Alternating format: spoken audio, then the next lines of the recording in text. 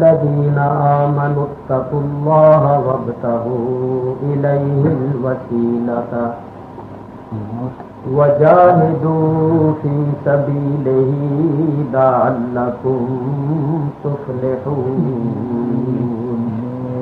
صدق الله العلي العظيم. دروس بھی پڑھیے.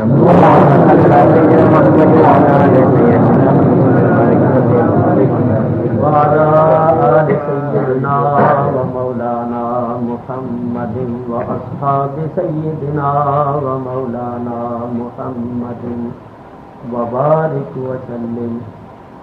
الصلاة والسلام عليك يا رسول الله. الصلاة والسلام عليك يا حبيب الله. الصلاة والسلام عليك يا رحمة للعالمين وعلى آلك وأصحابك يا سيدنا المرسلين. حمد و صلاۃ کے بعد قرآن کریم کی آیہ کریمہ جو آپ حضرات کے سامنے تلاوت کی ہے، اس کا ترجمہ چند تفسیری فوائد بیان کرنے سے پہلے میں ان بزرگوں، ان دوستوں کا شکریہ ادا کرتا ہوں جنہوں نے اس علاقے میں مجھے حاضر ہونے کی دعوت دی اور مجھے بیان کرنے کے لیے فرمایا. اللہ تبارک و تعالی ان کو دنیا و آخرت میں جزائے خیر دے، اور جو کچھ میں بیان کروں اللہ تبارک و تعالی ہم سب کو اس پر یقین کرنے اور اس پر عمل کرنے کی توفیق عطا فرمائے. آیہ کریمہ جو آپ حضرات کے سامنے تلاوت کی ہے، اللہ تعالی ارشاد فرماتا ہے: یا ایھا الذین آمنوا، اے ایمان والو، اتقوا اللہ، اللہ سے ڈرو، وابتغوا الیہ الوسیلۃ، اور اس کی طرف وسیلہ تلاش کرو، وجاہدوا فی سبیلہ، اور اس کی راہ میں جہاد کرو، لعلکم تفلحون، تاکہ تم فلاح پا جاؤ. یہ ہے آیہ کریمہ کا لفظی ترجمہ. اس آیت میں اللہ تعالی نے ایمان والوں کو 3 کام کرنے کا حکم دیا ہے. پہلا کام یہ ہے اتقوا اللہ، اللہ سے ڈرو. دوسرا کام یہ ہے وابتغوا الیہ الوسیلۃ، اللہ کی طرف وسیلہ تلاش کرو. اور تیسرا کام یہ ہے وجاہدوا فی سبیلہ، کہ اللہ کی راہ میں جہاد کرو. اور یہ تینوں کام اس امید پر کرو کہ تم فلاح پا جاؤ، تم کامیاب ہو جاؤ. میں آج کی اس تقریر میں انشاءاللہ العزیز یہ بتاؤں گا کہ یہ 3 کام ہم نے کس طرح کرنے ہیں اور ان کے کرنے کا طریقہ کیا. تو سب سے پہلا کام کیا ہے؟ اتقوا اللہ، اللہ سے ڈرو. اللہ سے ڈرنے کا کیا مطلب ہے؟ اللہ سے ڈرنے کا مطلب یہ ہے کہ اس کی فرما برداری کی جائے اور اس کی نافرمانی نہ کی جائے، کیونکہ وہ ہمارا مالک ہے، وہ ہمارا خالق ہے، وہ ہمارا محسن حقیقی ہے، وہ احکم الحاکمین ہے. तो उसकी नाफरमानी करना हमारे लिए लायक नहीं है, मुनासिब नहीं है। हमारे लिए यही लायक है, हमारे लिए यही ज़ेबा है कि हम हर हालत में उसकी फरमाबरदारी करें। मैं आपसे पूछता हूं कि मेरा तुम्हारा कोई नौकर हो, हम उसको थोड़ी सी तनख्वाह देते हो, रोटी कपड़ा देते हो, अगर वो हमारा कहना न माने, हमारी नाफरमानी करे, तो हम उसको अपने घर में रखेंगे, उसको तनख्वाह देंगे, रोटी कपड़ा देंगे? नहीं, इसलिए कि वो नाफरमान है। तो हम जिसको मामूली सी तनख्वाह देते हैं, रोटी कपड़ा देते हैं, हम चाहते हैं कि वो हमारी फरमाबरदारी करे, नाफरमानी न करे। अगर वो नाफरमानी करता है तो हम उसको पसंद नहीं करते, उसको घर में रखते नहीं। अल्लाह ताला तो हमारा हकीकी मालिक है, वो हमारा खालिक है, वो हमारा मुरब्बी है। उसने हमें बेशुमार नेमतें अता फरमाई। वो खुद फरमाते हैं व इन तउद्दू नेमतल्लाहि ला तुहसूहा। लोगों, अगर तुम अल्लाह की नेमतों को गिनने लगो, शुमार करने लगो, तो उनका शुमार नहीं हो सकेगा। अल्लाह की नेमतें गिनी नहीं जा सकेंगी। तो जिस मालिक ने, जिस मोहसिन ने इतनी नेमतें अता फरमाई हैं, क्या हमारे लिए मुनासिब है कि हम ऐसे मोहसिन की नाफरमानी करें? हम ऐसे मालिक और ऐसे मुरब्बी के अहकाम की खिलाफ वर्जी करें। अगर हम उसके अहकाम की खिलाफ वर्जी करते हैं, अगर हम उसके हुक्म के खिलाफ करते हैं, अगर हम उसकी मर्जी के खिलाफ करते हैं, तो हम लायक नहीं हैं, हम नालायक हैं। हम अगर उसके अहकाम की खिलाफ वर्जी करते हैं तो हम वफादार नहीं हैं बल्कि बेवफा हैं। तो हमें चाहिए कि हम हर हालत में उसकी फर्मा बरदारी करें और उसकी नाफरमानी से इज्तिनाब करें। दूसरी बात यह है, दुनिया के हाकिम, जो दुनिया के हाकिम हैं, उनके अहकाम की खिलाफ वर्जी करते हुए हम डरते हैं या नहीं? अगर हम कोई काम खिलाफे कानून करें तो डरते हैं कि किसी हाकिम को पता न चल जाए। अगर हाकिम को पता चल गया तो हम पकड़े जाएंगे, हम मुजरिम करार पाएंगे और सजा के मुस्तहिक होंगे। जब हम दुनिया के हाकिमों से डरते हैं और उनके अहकाम की खिलाफ वर्जी नहीं करते, तो अल्लाह ताला तो अहकमुल हाकिमीन है। अलैहिस्सलाहु बिअहकमिल हाकिमीन। क्या अल्लाह सारे हाकिमों से बड़ा हाकिम नहीं? वो सबसे बड़ा हाकिम। और ये दुनिया के हाकिम जो हैं, ये तो हमें नहीं देख सकते, हम इनसे छुप कर भी बुराई कर सकते हैं, मगर अहकमुल हाकिमीन से तो हम किसी हालत में छुप नहीं सकते, क्योंकि उससे कोई चीज पोशीदा नहीं है। इन्नल्लाह ला यख्फा अलैहि शैउन फिल अर्दि वला फिस समा। जमीन और आसमान की कोई चीज अल्लाह ताला पर पोशीदा नहीं है, अल्लाह ताला पर मख्फी नहीं है। वल्लाहु बसीरुम बिमा तामलून। तुम जो भी अमल करते हो अल्लाह ताला देखता है। तो अल्लाह से डरने का मतलब ये है कि उसकी फर्मा बरदारी करे, उसकी नाफरमानी न करे। जहां तक जबानी कलामी जमा खर्च करने का ताल्लुक है, हम सब ये कहते हैं कि हम अल्लाह से डरते हैं, लेकिन जबानी कलामी कहना और बात है और अपने अमल और अपने किरदार से ये साबित करना कि हम अल्लाह से डरते हैं, ये और बात है। हमें अपने किरदार से, अपने कैरेक्टर से और अपने आमाल से ये साबित करना चाहिए कि हम अल्लाह ताला से डरते। इसी वास्ते अल्लाह ताला ने दूसरे मकाम पर फरमाया یا ایھا الذین آمنوا اتقوا اللہ حق تقاتہ، اے ایمان والو اللہ سے ڈرو جیسا کہ حق ہے اس سے ڈرنے کا۔ اللہ تعالی سے ڈرنے کی ایک بات میں آپ کو سناتا ہوں، جس کو سن کر آپ کو یہ معلوم ہوگا کہ اللہ تعالیٰ سے ڈرنا صحیح معنوں میں کس کو ہے۔ یہ بالکل سچا اور صحیح مستند واقعہ۔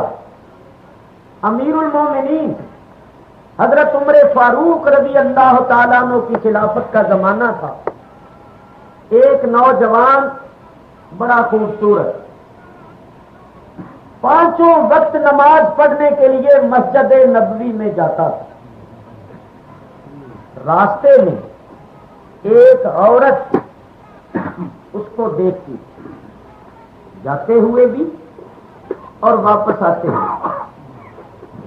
وہ عورت سمجھتی تھی کہ اب اس کے گزرنے کا وقت ہے، تو وہ دروازے میں آ کر کھڑی ہو جاتی اور وہ اس نوجوان کو دیکھتی۔ جب وہ نماز پڑھ کر واپس گھر جاتا، پھر دروازے میں کھڑی ہوتی اور اس کو دیکھ۔ ایک دن اس عورت نے اس نوجوان کو بلایا، اندر لے گئی۔ پہلے تو ادھر ادھر کی باتیں کرتی رہی، آہستہ آہستہ اس عورت نے اس نوجوان کو پھسلانے کی کوشش کی۔ مختصر یہ کہ اس کو برائی کی دعوت دی۔ وہ نوجوان اس بدوجہ عورت کی باتوں میں آ گیا اور اس نے بھی برائی کرنے کا ارادہ کر لیا۔ ابھی ارادہ ہی کیا تھا کہ مان اس کے دل میں اللہ کا خوف پیدا ہو، کیونکہ اللہ تعالیٰ قرآن میں ارشاد فرماتا ہے ان الذین اتقوا اذا مسهم طائف من الشیطان تذکروا فَإِذَا هُمْ مُبْصِرُونَ، بے شک وہ لوگ جو متقی پرہیزگار ہیں، جب شیطان کا طائفہ ان کو مس کرتا ہے، چھیڑتا ہے، تو ایک دم وہ نصیحت حاصل کرتے ہیں اور ان کی آنکھیں کھل جاتی ہیں۔ یعنی شیطان ان کو بہکانے کی کوشش کرتا ہے لیکن کامیاب نہیں ہوتا۔ شیطان نے اللہ تعالیٰ کی بارگاہ میں یہ کہا تھا کہ میں سب کو گمراہ کروں، لَأُغْوِيَنَّهُمْ أَجْمَعِينَ، شیطان نے کہا تھا میں ان سب کو گمراہ کروں گا، إِلَّا عِبَادَكَ مِنْهُمُ الْمُخْلَصِينَ، مگر اے اللہ جو تیرے مخلص بندے ہیں وہ میرے بہکانے میں نہیں آئیں گے، ان پر میں کامیاب نہیں ہو سکوں گا۔ اللہ نے بھی فرما دیا تھا ان عبادی لیس لک علیہم سلطان، اللہ نے فرمایا تھا جو میرے بندے ہیں ان پر تیرا کوئی تسلط نہیں ہوگا، تو ان پر کامیاب نہیں ہو سکتا۔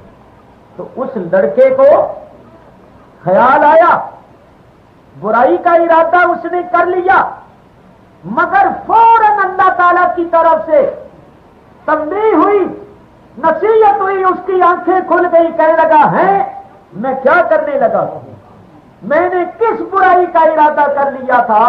اس پر ایسا خوف الہی طاری ہوا کہ اس نے ایک چیخ ماری اور چیخ مار کر بے ہوش ہو۔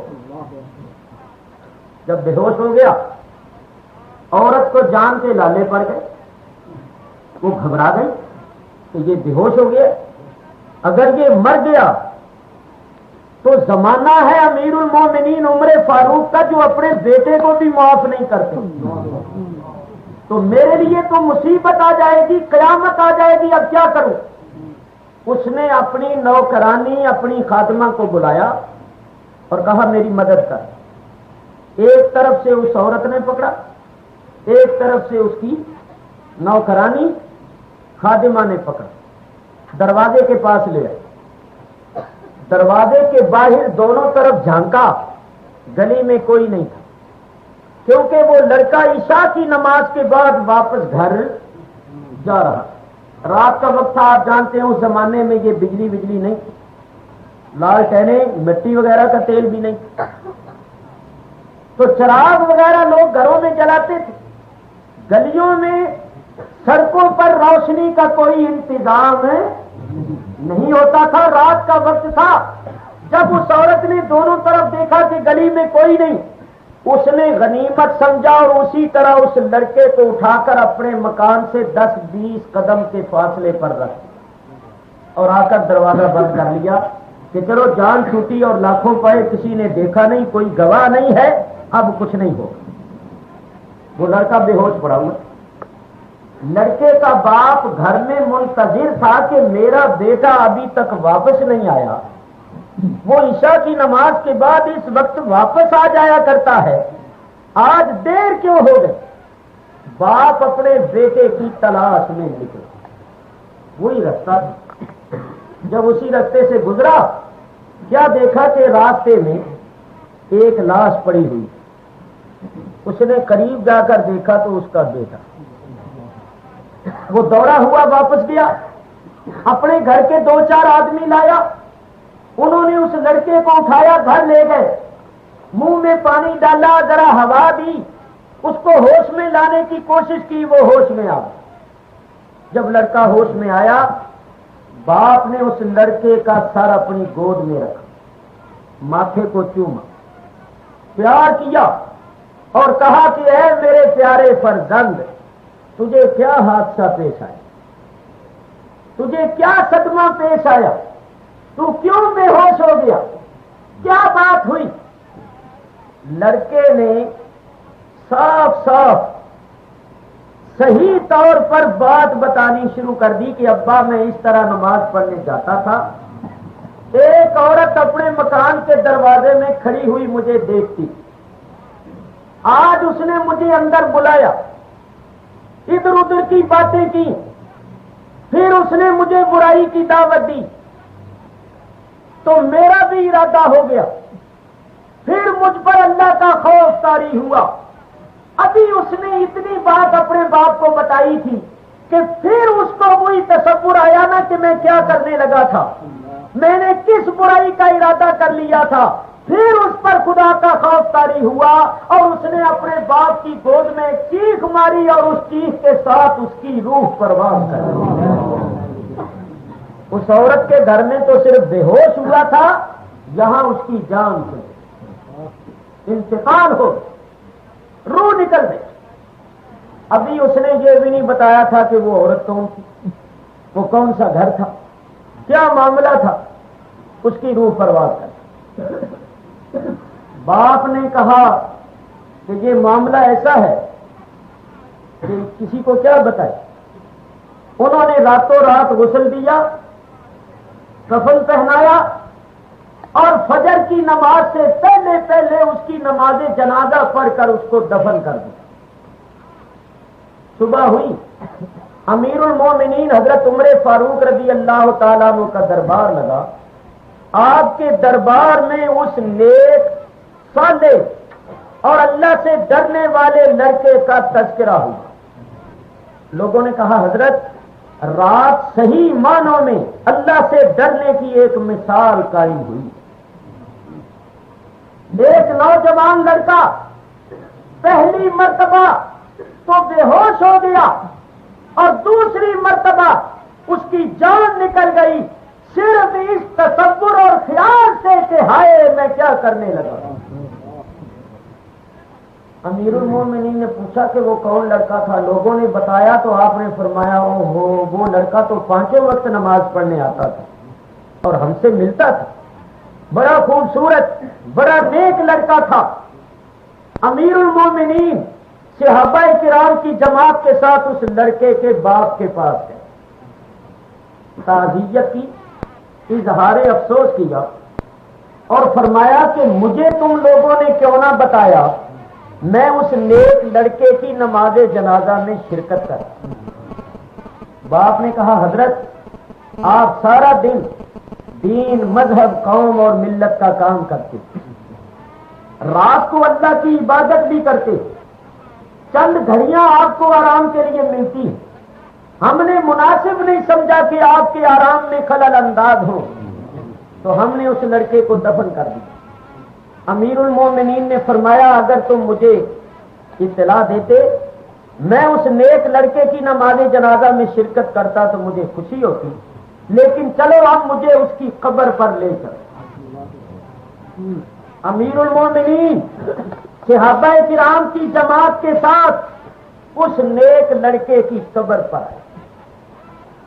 قبر پر آ کر فرمایا السلام علیکم یا صاحب القبر یغفر اللہ لنا ولکم انتم سلفنا ونحن انشاء اللہ بکم لاحقون۔ سلام کہہ کر سنت طریقے پر سلام کہا اور پھر کہا کہ اے نوجوان، اللہ نے اپنے نبی پر جو کتاب اتاری ہے قرآن پاک، اس میں یہ فرمایا وَلِمَنْ خَافَ مَقَامَ رَبِّهِ جَنَّتَانِ، جو اپنے رب کے سامنے کھڑے ہونے سے ڈرتا ہے، جس کو یہ خیال ہے، جس کو یہ یقین ہے کہ ایک دن میں نے اللہ کی بارگاہ میں حاضر ہو کر اللہ کے سامنے کھڑے ہو کر اپنے عملوں کا جواب دینا ہے، جو اس بات پر یقین رکھتا ہے اور اس بات کا خیال رکھتے ہوئے برائی سے بچتا ہے، اس کے لیے 2 جنتیں۔ اللہ قرآن میں فرماتا اس کے لیے 2 جنتیں۔ اے نوجوان تو اللہ سے ڈرا، ایسا ڈرا جیسا کہ حق ہے ڈرنے کا۔ ابھی تو نے برائی کی نہیں، برائی کے تصور سے تجھ پر خوف خدا طاری ہوا، پہلی مرتبہ تو بے ہوش ہو گیا، دوسری مرتبہ تیرا انتقال ہو گیا، تو بتا تجھے اللہ نے 2 جنتیں دی ہیں یا نہیں دی؟ تفسیریں اٹھا کر دیکھو اسی آیت کے تحت، اور حدیثیں اٹھا کر دیکھو۔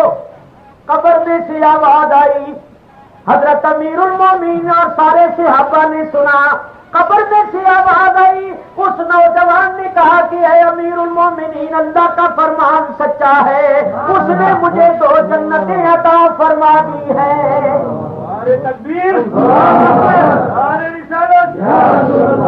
اللہ نے مجھے 2 جنتیں عطا فرما دی ہیں۔ اس واقعے سے ایک تو میرا مقصود یہ ہے کہ صحیح معنوں میں اللہ سے ڈرنا اس کو کہتے کہ برائی کے تصور نے لذت طاری کر دی، ایسا خوف طاری ہوا کہ پہلی مرتبہ بے ہوش اور دوسری مرتبہ جان نکل گئی۔ یہ ہے صحیح معنوں میں اللہ تعالی سے ڈرنا۔ دوسری بات، تعصب، فرقہ بندی، ضد اور ہٹ دھرمی کو چھوڑ کر سنو اور غور کرو۔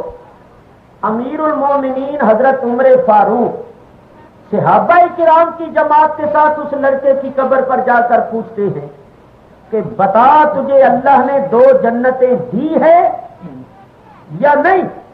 تو امیر المومنین کا پوچھنا اس بات کی دلیل ہے کہ ان کا عقیدہ تھا کہ قبروں والے سنتے ہیں اور جواب بھی دیتے ہیں۔ اگر ان کا یہ عقیدہ نہ ہوتا تو وہ کبھی پوچھتے؟ کیا وہ شریعت کو وہ ہم سے زیادہ جانتے تھے یا ہم زیادہ جانتے تھے؟ اسلام کو وہ زیادہ جانتے تھے یا ہم زیادہ جانتے ہیں؟ جانتے ہو حضرت عمر کون ہے؟ حضور فرماتے ہیں لو کان بعدی نبی لکان عمر، اگر میرے بعد نبوت کا سلسلہ جاری ہوتا تو عمر فاروق نبی ہوتے، کیونکہ نبوت مجھ پر ختم ہو گئی ہے، اس واسطے یہ نبی نہیں ہے۔ اگر نبوت کا سلسلہ جاری ہوتا تو یہ نبی ہوتا۔ ان پر شیطان کا اثر ہو سکتا تھا؟ ارے سنو، حضور فرماتے ہیں ان الشیطان یفر من ظل عمر، شیطان عمر کے سائے سے بھی بھاگتا ہے۔ وہ حضرت عمر اس نوجوان لڑکے سے پوچھتے ہیں بتا تجھے اللہ نے 2 جنتیں دی ہیں یا نہیں دی؟ معلوم ہوا ان کا عقیدہ تھا کہ قبروں والے سنتے بھی ہیں، سن کر جواب بھی دیتے ہیں۔ اگر ان کا یہ عقیدہ نہ ہوتا تو وہ کبھی سوال نہ کرتے۔ اور پھر قبر سے جواب آیا کہ اللہ کا فرمان سچا ہے۔ اب سنو، حضرت عمر فاروق نے یہ عقیدہ کہاں سے اختیار کیا تھا کہ مردے سنتے ہیں؟ یہ عقیدہ انہوں نے کہاں سے سیکھا تھا؟ یہ بھی آپ کو بتا دیں۔ صحیح بخاری شریف اٹھا کر دیکھو، جنگ بدر میں آپ جانتے ہیں کہ کافروں کے بڑے بڑے سردار جن کی تعداد 70 تھی وہ قتل ہو گئے۔ بڑے بڑے سردار ابو جہل وغیرہ اور ولید بن مغیرہ، عتبہ، شیبہ، یہ بڑے بڑے کافر جو تھے یہ سب مارے، 70 کی تعداد میں مارے گئے اور 70 کی تعداد میں گرفتار ہوئے۔ یہ جو مارے گئے تھے ان کے متعلق نبی کریم صلی اللہ علیہ وسلم نے حکم دیا کہ ان کی لاشوں کو گھسیٹو اور پکڑ کر بدر کے کنویں میں ڈال دو۔ کافروں کی لاشیں گھسیٹ کر کنویں میں ڈال دی گئی۔ جب سارے کافر کنویں میں ڈال دیے گئے تو نبی کریم علیہ الصلوۃ والسلام صحابہ کے ساتھ بدر کے کنویں پر آئے اور بدر کے کنویں کے اوپر کھڑے ہو کر فرمایا، یا فلان ابن فلان، یا فلان ابن فلان۔ وہ جو کافر مارے گئے تھے جن کی لاشیں پڑی تھی کنویں میں، ان کا نام لے کر حضور نے فرمایا، یا فلان ابن فلان، اے فلان فلان کے بیٹے، اے فلان فلان کے بیٹے۔ نام لینے کے بعد میں فرمایا، فَهَلْ وَجَدْتُمْ مَا وَعَدَ رَبُّكُمْ حَقًّا إِنَّا وَجَدْنَا مَا وَعَدَنَا رَبُّنَا حَقًّا۔ ہمارے رب نے ہمارے ساتھ جو وعدہ کیا تھا ہم نے اس کو سچا پایا۔ فَهَلْ وَجَدْتُمْ مَا وَعَدَ رَبُّكُمْ حَقًّا، کیا تم نے بھی اپنے رب کے وعدے کو سچا پایا یا نہیں پایا؟ لاشوں سے خطاب کر رہے ہیں کہ جو رب نے تمہارے ساتھ وعدہ کیا تھا تم نے اس کو سچا پایا یا نہیں پایا؟ حضرت عمر پاس کھڑے۔ حضرت عمر نے کہا، یا رسول اللہ یہ تو بے جان لاشیں ہیں، ان کے اندر تو جان نہیں، ان کی جان تو نکل گئی، ان کی روح تو نکل گئی، اب یہ بے جان لاشیں، بے جان جسم، آپ ان سے پوچھ رہے ہیں، ان کو خطاب فرما رہے ہیں، تو کیا وہ آپ کی بات سنتے ہیں؟ حضور نے ارشاد فرمایا، اے عمر، جس طرح تو میرے پاس کھڑا میری آواز کو سن رہا ہے اسی طرح یہ بھی سن رہا ہے، لیکن یہ جواب نہیں دے سکتے، اور مسلمان جواب بھی دے سکتا۔ پہلے سنتے ہیں اور کافر جو ہیں وہ سنتے تو ہیں، جواب نہیں دے سکتے، اور مسلمان سنتا بھی ہے اور جواب بھی دیتا ہے۔ تو حضرت عمر نے یہ عقیدہ رسول اللہ سے سیکھا، اسی واسطے وہ قبر پر گئے اور اس نوجوان سے پوچھا کہ بتا تجھے اللہ نے 2 جنتیں دی ہیں یا نہیں؟ میرے دوستوں بزرگوں، ثابت ہوا کہ قبروں والے سنتے۔ عقلی طور پر بھی آپ سوچو، شریعت کا حکم کیا ہے کہ جب قبرستان میں جاؤ تو کیا کہو؟ السلام علیکم یا اہل القبور، اے قبروں والو تم پر سلام۔ بولو اگر وہ سنتے ہی نہیں تو تم سلام کیوں کہتے ہو؟ جو سنتا ہی نہیں ہے اس کو اگر آپ سلام کہیں تو آپ کا سلام کہنا بیکار ہوگا یا نہیں ہوگا؟ کیونکہ جس کو آپ سلام کہہ رہے ہیں وہ سنتا ہی نہیں، اس کو تو پتہ ہی نہیں۔ تو سنو، میں نہیں کہتا، رسول اللہ صلی اللہ علیہ وسلم فرماتی ہیں جب قبرستان میں جا کر کوئی مسلمان سلام کہتا ہے تو سارے قبر والے اس کے سلام کو سنتے ہیں، جواب بھی دیتے ہیں اور اس کو پہچانتے بھی ہیں کہ یہ کون ہے۔ تو جب عام قبروں والوں کی یہ حال ہے، سارے قبرستان والوں کو یا کہہ کے پکارنا جائز ہے، تو جو حیات النبی ہے،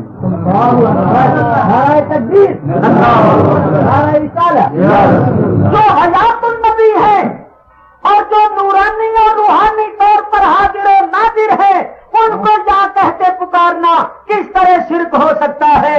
بعض لوگ عوام کو بہکاتے ہیں اور کہتے ہیں کہ تم کہتے ہو یا نبی سلام علیکم، تو یا تو اس کو کہا جاتا ہے جو حاضر و ناظر، تو رسول اللہ تو حاضر و ناظر نہیں ہے، ان کو یا کیوں کہتے ہیں؟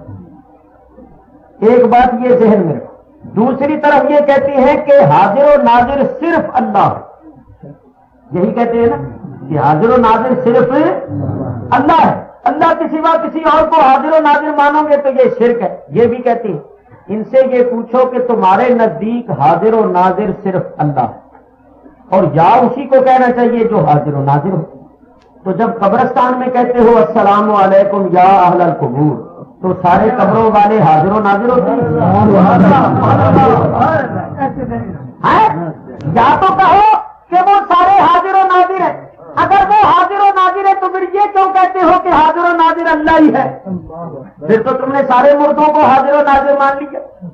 یا تو یہ کہو کہ وہ بھی حاضر و ناظر ہیں، جب وہ بھی حاضر و ناظر ہیں تو پھر اللہ حاضر و ناظر کیسے؟ وہ تو شریک ہو گئے اللہ کے، پھر صرف اللہ کو حاضر و ناظر کیوں کہتے؟ ایک بات۔ دوسری بات یہ ہے کہ اگر یا اس کو کہنا چاہیے جو حاضر و ناظر ہو، تو امیر المومنین حضرت عمر فاروق رضی اللہ تعالیٰ عنہ جب مسجد نبوی میں ممبر پر بیٹھ کے خطبہ دے رہے تھے تو خطبہ پڑھتے پڑھتے آپ نے فرمایا تھا یا ساریۃ الجبل، یا ساریۃ الجبل۔ تو بولو ساریہ اس وقت کہاں تھا؟ ساریہ اس وقت ایران کے علاقہ نہامن کو فتح کرنے کے لیے گئے ہوئے، مدینہ طیبہ سے 1600 میل کا فاصلہ، تو جو ساریہ 1600 میل کے فاصلے پر تھا، حضرت عمر نے اس کو یا کہہ کے پکارا، تو کیا ساریہ حاضر ناظر تھے؟ بولو، تم کہتے ہو یا اسی کو کہنا چاہیے جو حاضر و ناظر ہو، تو حضرت عمر نے ساریہ کو یا کہا، تو کیا ساریہ اس وقت حاضر ناظر تھے؟ اگر ان کو حاضر ناظر مانو تو پھر تم یہ کیوں کہتے ہو کہ حاضر و ناظر صرف اللہ ہے؟ تو یہ بات ہی غلط ہے کہ یا اس کو کہنا چاہیے جو حاضر و ناظر ہو، یا حاضر کو بھی کہا جا سکتا ہے، جو غائب ہو اس کو بھی کہا جا سکتا ہے۔ یہ غلط ہے کہ یا اس کو کہنا چاہیے جو حاضر و ناظر، حاضر کو بھی یا کہنا جائز ہے اور غائب کو بھی یا کہنا جائز ہے، یاد رکھنا۔ میں ابھی مسئلہ کروں گا، قرآن شریف سنو اور اس کو سن کر تسلیم کر لو، چونکہ بات آ گئی ہے تو میں عرض کروں۔ حضرت ابراہیم علیہ السلام نے جب خانہ کعبے کو تعمیر کیا، یہ بات دل کے کانوں سے سنو، توجہ سے سنو۔ حضرت ابراہیم علیہ السلام نے خانہ کعبے کو تعمیر کیا، جب تعمیر کر لیا اللہ تعالیٰ نے ارشاد فرمایا وَأَذِّنْ فِي النَّاسِ بِالْحَجِّ، اے ابراہیم لوگوں میں حج کا اعلان کر دو۔ اس حکم الہی کی تعمیل کرتے ہوئے حضرت ابراہیم ایک پہاڑی کے اوپر چڑھے، پہاڑی کے اوپر چڑھ کر مشرق کی طرف منہ کر کے فرمایا یا ایھا الناس کتب علیکم الحج، اے لوگوں تم پر حج فرض کر دیا گیا۔ پھر مغرب کی طرف منہ کر کے یہی کہا، پھر جنوب اور شمال کی طرف چاروں طرف منہ کر کے یہ کہا یا ایھا الناس کتب علیکم الحج، اے لوگوں تم پر حج کرنا فرض کر دیا گیا۔ بتاؤ حضرت ابراہیم علیہ السلام کا یہ اعلان قیامت تک پیدا ہونے والے لوگوں کے واسطے تھا یا نہیں تھا؟ بولو، قیامت تک پیدا ہونے والے لوگوں کے واسطے یہ خطاب، کیونکہ جب آپ نے یہ اعلان کیا تھا اس وقت وہاں تو کوئی بھی نہیں تھا۔ قیامت تک پیدا ہونے والے لوگوں کو آپ نے یا کہہ کے پکارا، یا ایھا الناس، اے لوگوں۔ تو بولو جو لوگ یہ کہتے ہیں کہ یا اسی کو کہنا چاہیے جو حاضر و ناظر ہو، ان سے پوچھو کہ کیا قیامت تک پیدا ہونے والے لوگ اس وقت حضرت ابراہیم علیہ السلام کے پاس حاضر ناظر تھے؟ پہلے تو یہ ثابت کرو کہ حاضر ناظر، اگر نہیں تھے تو حضرت عمر نے ان کو یا کہا جو اس وقت وہاں موجود نہیں تھے، اور یہ کہتے ہیں کہ جو غیر موجود کو یا کہے وہ مشرک ہے، تو ان کے عقیدے سے تو ابراہیم علیہ السلام بھی نہیں بچے، میں اور آپ کیسے بچے؟ نعرہ تکبیر، نعرہ رسالت، ان کے فتوے سے تو خلیل اللہ بھی نہیں بچتے، کیونکہ یہ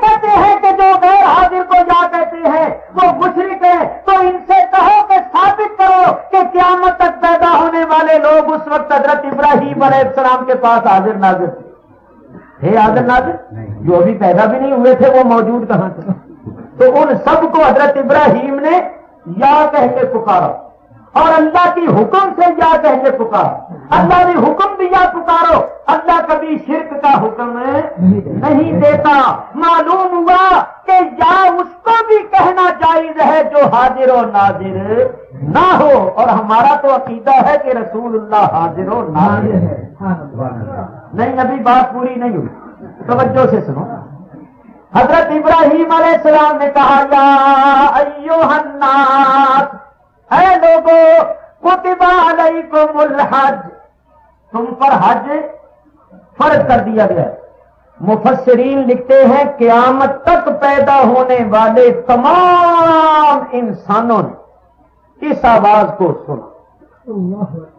جو باپوں کے سلبوں میں تھے انہوں نے وہاں سنا, جو ماؤں کے رحموں میں تھے انہوں نے وہاں سنا, جو عالم ارواح میں تھے انہوں نے وہاں سنا, سب نے سنا. جس نے لبیک کہا اس کی قسمت میں حج ہے, اور جس نے اس وقت لبیک نہیں کہا اس کی قسمت میں حج نہیں. بلکہ جس نے جتنی مرتبہ لبیک کہا وہ اتنی مرتبہ حج کرے. اگر کسی کی روح نے 5 مرتبہ کہا لبیک لبیک لبیک لبیک لبیک, وہ 5 مرتبہ حج کرے. اگر کسی کی روح نے 20 مرتبہ کہا وہ 20 حج کرے گا, 40 مرتبہ کہا وہ 40 حج کرے گا, اور جس کی روح خاموش ہوئی اس کی قسمت میں حج نہیں ہے. یہ احرام باندھ کر, احرام باندھتے ہیں حج کے موقع پر, احرام نہیں باندھتے, احرام باندھ کر کیا کہتی ہیں؟ تلبیہ, لبیک اللہم لبیک لبیک لا شریک لک لبیک ان الحمد والنعمت لک والملک لا شریک لک. یہ جو لبیک کہتے ہیں یہ اسی پکار کا جواب. وہاں روح نے لبیک کہا تھا, یہاں جسم کے ساتھ احرام باندھ کر لبیک پکارتے. تو اب سنو, حضرت ابراہیم علیہ السلام نے ان لوگوں کو یا کہا جو وہاں موجود نہیں. قیامت تک پیدا ہونے والے لوگوں کو یا کہتے پکار. تو یہ بات یاد رکھو. اگر یہ کہے نا یا, اس کو کہنا چاہیے جو حاضر و ناظر ہو. تو ان سے کہو کہ حضرت ابراہیم نے جو یا کہا تھا تو کیا قیامت تک پیدا ہونے والے ان کے پاس حاضر ناظر تھے؟ تو تمہارے فتوے سے تو ابراہیم علیہ السلام نہیں بچے, ہم غریب کیا تھی. چلیے آگے سے. اللہ تعالیٰ نے نبی کریم علیہ السلام سے فرمایا قل یا ایھا الناس انی رسول اللہ الیکم جمیعا. قل, اے میرے حبیب فرما دیجئے, کیا فرما دیجئے؟ یا ایھا الناس, اے لوگو, انی رسول اللہ الیکم جمیعا, میں تم سب کی طرف اللہ کا رسول بن کر آیا.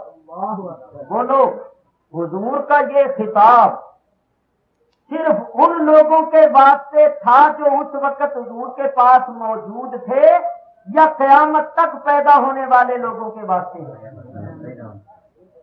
اگر یہ کہو کہ انہی لوگوں کے واسطے تھا تو آگے آ رہا ہے فآمنوا باللہ ورسولہ, اللہ اور اللہ کے رسول پر ایمان لاؤ. تو پھر ایمان لانے کا حکم بھی انہی کے لیے ہو, ہمارے لیے نہیں ہو. اور اگر ایمان لانے کا حکم قیامت تک کے لوگوں کے واسطے ہے تو ماننا پڑے گا کہ یہ ندا اور خطاب بھی قیامت تک پیدا ہونے والے لوگوں کے واسطے ہے. تو نبی کریم نے بھی اللہ کے حکم سے قیامت تک پیدا ہونے والے لوگوں کو یا کہہ کے پکارا. تو ان سے پوچھو کہ کیا قیامت تک پیدا ہونے والے لوگ حضور کے پاس حاضر و موجود تھے؟ نہیں تھے. تو حضور نے ان کو یا کہا جو حاضر و موجود نہیں تھے. اور تم تبلیغ کرتے پھرتے ہو کہ جو اللہ کے سوا کسی اور کو یا کہہ کے پکارے وہ مشرک ہے. تو تمہارے فتوے سے تو رسول اللہ بھی نہیں بچے.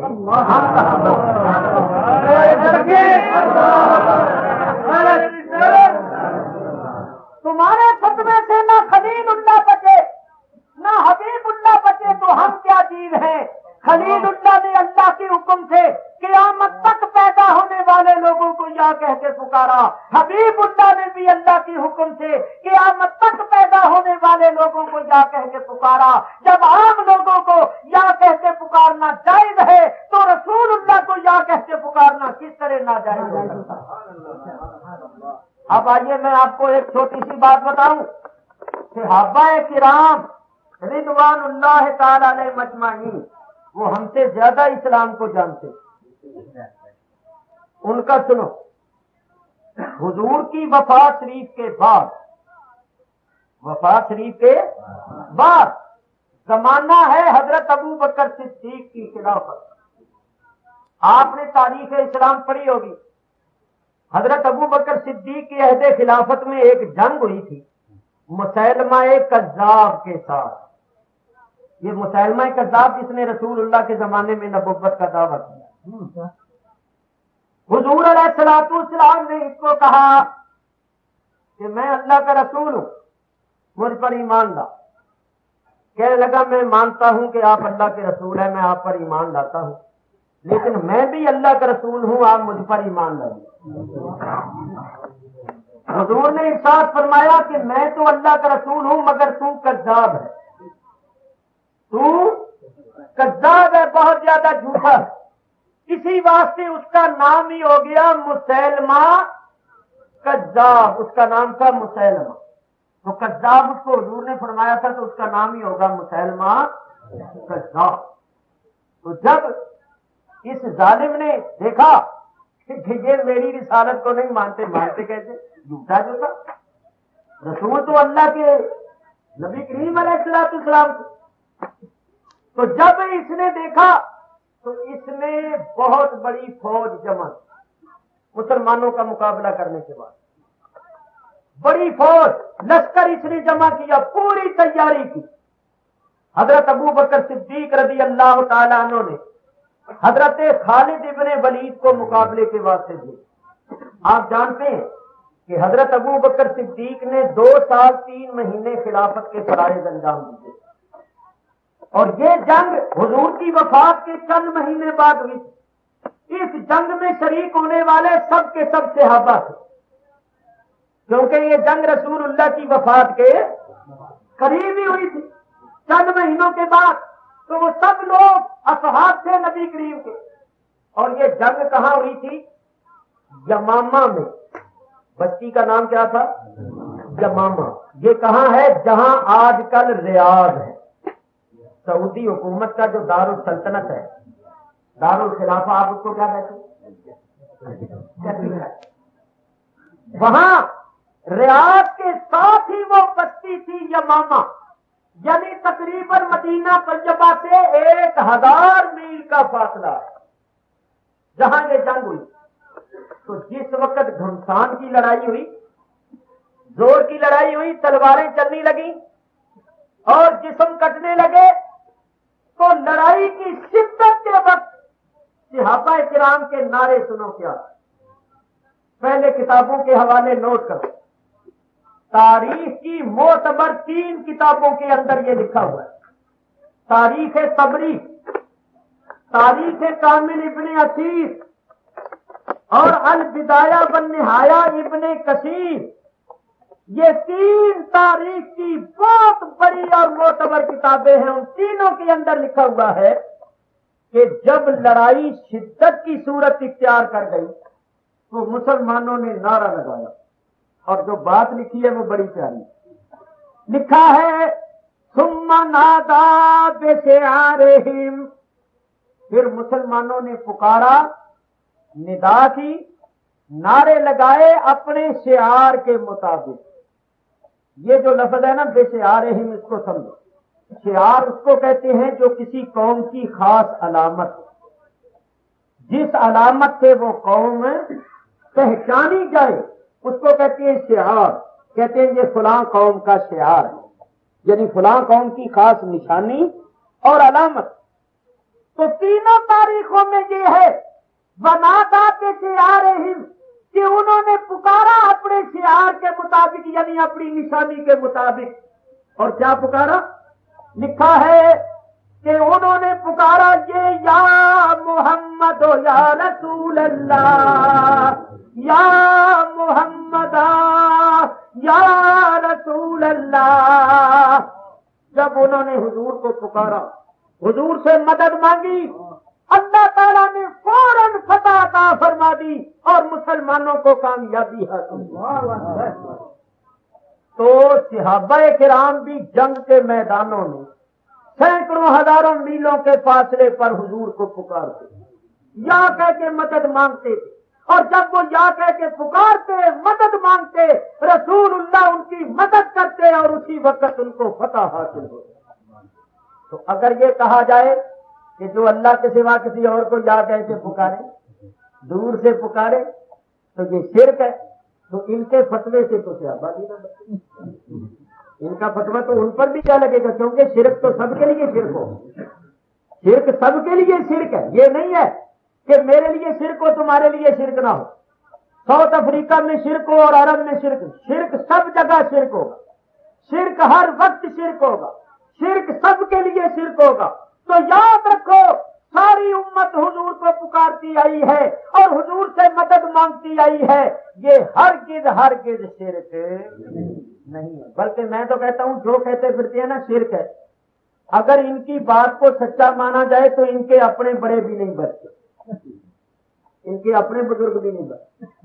مثلا مولوی اشرف علی صاحب تھانوی، جو علماء دیوبند میں بڑے مولوی تھے، یہ ہمارے مخالف ان کو مانتے، بہت زیادہ مانتی، وہ بھی حضور کو پکارتی.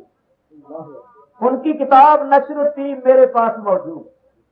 وہ کہتی ہیں یا شفیع العباد خذ بیدی لیس فی الاضطرار معتمدی.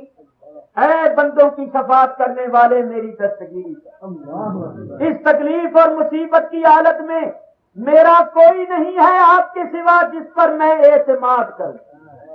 بہت لمبا قصیدہ لکھا ہے، جگہ جگہ حضور کو پکارا ہے اور حضور سے مدد مانگی. تو اگر حضور کو پکارنا اور یا کہنا شرک ہے تو پھر تو مولوی اشرف علی صاحب بھی نہیں بنے. دوسری بات سن لو، مولوی محمد قاسم صاحب نانوتوی بانی مدرسہ دیوبند بھی حضور کو پکارتے ہیں اور مدد مانگتے ہیں. کہتے ہیں مدد کر رہے کرم احمدی کے تیرے سوا نہیں ہے قاسم بے کس کا کوئی حامی کار. یا رسول اللہ میری مدد کرو، میرا آپ کے سوا کوئی حامی مددگار نہیں. کروڑوں جرموں کے آگے یہ نام کا اسلام کرے گا یا نبی اللہ میرے پہ کیا پکار. وہ مدد بھی مانگ رہے ہیں، یا بھی کہہ رہے ہیں. ان کے فتوے سے تو وہ بھی نہ. مولوی اشرف علی صاحب تھانوی، مولوی رشید احمد صاحب گنگوئی، مولوی محمد قاسم صاحب نانوتوی کے پیر و مرشد حاجی امداد اللہ صاحب مہاجر مکی، وہ کہتے ہیں یا محمد مصطفیٰ فریاد ہے، اے حبیب کبریا فریاد ہے، سخت مشکل میں پھنسا ہوں آج کل، اے میرے مشکل کشا فریاد ہے. تو ان سے پوچھو کہ اگر اللہ کے سوا کسی اور کو یا کہہ کے پکارنا اور اس سے مدد مانگنا شرک ہے تو پھر یہ تمہارے بڑے بھی مشرک ہوئے یا نہیں ہوئے؟ پھر ان کو بھی مشرک ہو، اور اگر ان کو نہیں کہتے ہو تو ہمیں کیوں کہتے ہو؟ اور ہمیں کہتے ہو تو پھر ان کو کیوں نہیں کہتے؟ اس کا تو مطلب یہ ہوا کہ یہ شرک کے فتوے تم نے ہم غریبوں کے لیے رکھے ہوئے ہیں. تمہارے بڑے سب کچھ کر جائیں تو ان کے لیے جائز، تو یہ تو انصاف نہ. تو میرے دوستوں بزرگوں، اب میں ایک بات تم سے پوچھتا ہوں، تمہارے باپ دادے ختم درود کرتی آئے ہیں یا نہیں؟ نظر و نیاز کرتی آئے ہیں یا نہیں؟ سلام پڑھتی آئے یا نہیں؟ میلاد کرتی آئے یا نہیں کرتے آئے؟ جہاں میمن حضرات بھی میلاد کرتے تھے، صورتی حضرات بھی میلاد کرتے تھے، اب جو لوگ کہتے ہیں میلاد کرنا بدعت ہے، سلام پڑھنا شرک ہے، اگر تم ان کی باتوں کو مانو گے تو تم سب کے باپ دادے مشرک قرار پائے. تو کیا وہ تمہارے باپ دادے مشرک تھے؟ یہ حق پر ہے؟ ارے وہ حق پر، یہ غلطی غلطی پر اپنے اسی طریقے پر قائم رہو اور ان سے بچو. یہ لبادہ اوڑھ کے آتی ہیں اسلام کا، حقیقت میں اسلام کی جڑوں کو کھوکھلا کر رہے ہیں. لاکھوں روپے یہ خرچ کرتے پھرتی، دیکھو نا اس کو پکڑ لیا اس کو پکڑ لیا اور بھائی تبلیغ کر رہی. سوچو خدا کے لیے جن کو علم نہیں ہے، جو بیچارے یہ جانتے نہیں کہ نماز کی شرطیں کتنی ہیں، وہ تبلیغ کیا کریں؟ کیا تبلیغ کے لیے علم کی ضرورت ہے. جب تک علم نہ ہو اگر کوئی تبلیغ کرے گا تو وہ لوگوں کا بیڑا غرق کرے. حضرت عمر فاروق رضی اللہ تعالیٰ عنہ نے حکم دے دیا تھا کہ سوائے چند صحابہ کے کوئی اور دوسرا کسی کو مسئلہ نہ بتائے. کیوں؟ دیکھو نا، جو تبلیغ کرنے نکلے گا کہے گا ہم تبلیغ کرنے آئے، اس سے کوئی مسئلہ پوچھے گا تو اگر وہ کہے مجھے نہیں آتا تو اس میں تو اس کی توہین ہے، اس کی حد تک ہے. لوگ کہیں گے جب تجھے مسئلہ ہی نہیں آتا تو تبلیغ کرنے نکل پڑا. تو وہ اپنی پوزیشن کو بچانے کے لیے کچھ نہ کچھ ضرور کرے. اپنی پوزیشن کو بچانے کے لیے، اپنی عزت کو قائم رکھنے کے لیے کچھ نہ کچھ وہ ضرور کہے گا. چلیے اگر ایک دو صحیح بتائے گا تو 5-7 غلط بھی بتائے گا تو پھر بیڑا غرق ہوگا یا نہیں؟ نیم حکیم خطرائے جان اور نیم ملا خطرائے ایمان. میں نے رات بھی کہا تھا، میں پھر کہتا ہوں، جو ڈاکٹر سند یافتہ نہ ہو، باقاعدہ اس نے ڈاکٹری کامل تجربہ کار ڈاکٹروں سے نہ پڑھی ہوئی ہو اور ڈگری حاصل نہ کی ہوئی ہو، تم اس سے علاج کرواتے ہیں. کوئی اناڑی ڈاکٹر ہو، ایسے ہی کوئی 2-4 کتابیں پڑھ کے خود بخود ڈاکٹری کی کتابیں پڑھ کے دکان کھول کے بیٹھ جائے اور آپ اس کے پاس جائیں گے، کہیں گے یہ اناڑی ہے، اس کے پاس ڈگری نہیں ہے، یہ سند یافتہ نہیں ہے، اس سے اگر علاج کروائیں گے تو یہ ایسا علاج کرے گا نہ مرد رہے گا نہ مریض ہے، ایسی دوائی دے گا کہ پار کر دے گا. جب تم ایسے ڈاکٹر سے علاج نہیں کرواتے جس کے پاس ڈگری نہ ہو، جو سند یافتہ نہ ہو، تو ایسوں کے بعد بھی نہ سنو، ایسوں سے مسئلے بھی نہ پوچھو جن کے پاس سند نہیں، کیونکہ وہ تمہیں ایسا مسئلہ بتائیں گے کہ تم کر لو گے، یقین ہوگا غلط، اپنا بھی اس کا بیڑا غرق ہوا، اس نے تمہارا بھی. سوچو، اصل بات اور ہے، ان کا مقصد ہے وہابیت پھیلانا، لوگوں کو سنیت سے ہٹانا.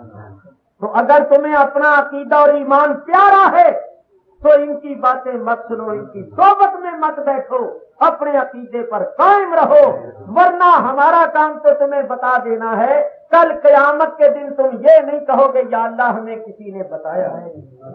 خدا کے لیے ذرا سوچو، اللہ کے گھر میں بیٹھے ہوئے ہو، ان لوگوں نے مدینے شریف میں بھی اپنی مسجد الگ بنائی ہوئی، اس کا نام رکھا ہوا ہے مسجد نور. جو لوگ مدینے شریف جاتے ہیں، حج کرنے کے لیے جاتے ہیں لوگ، کسی کو 8 دن، کسی کو 10 دن، کسی کو 12 دن ملتے ہیں مدینے شریف رہنے کے. حضور کی مسجد میں کوئی بیٹھا درود شریف پڑھ رہا ہو، قرآن شریف پڑھ رہا ہو، یہ اس کے پاس آ کر بیٹھ جائے.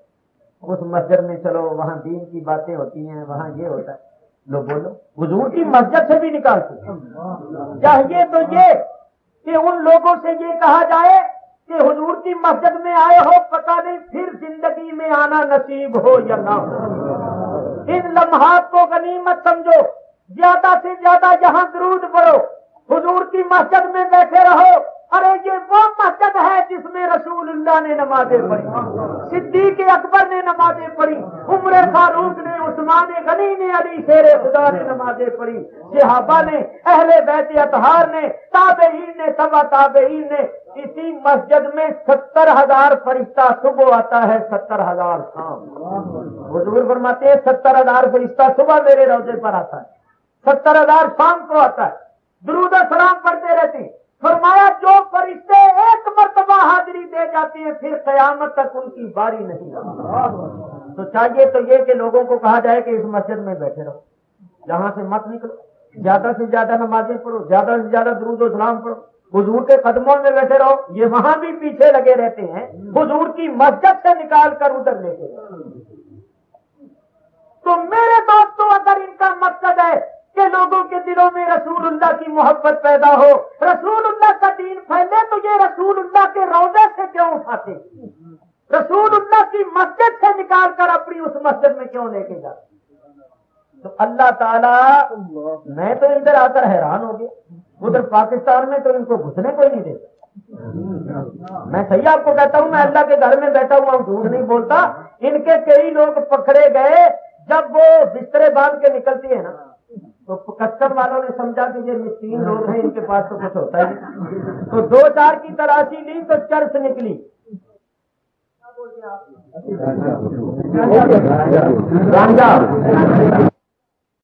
کہتا ہے قیامت کے دن دیکھنا اس کا کیا ہے۔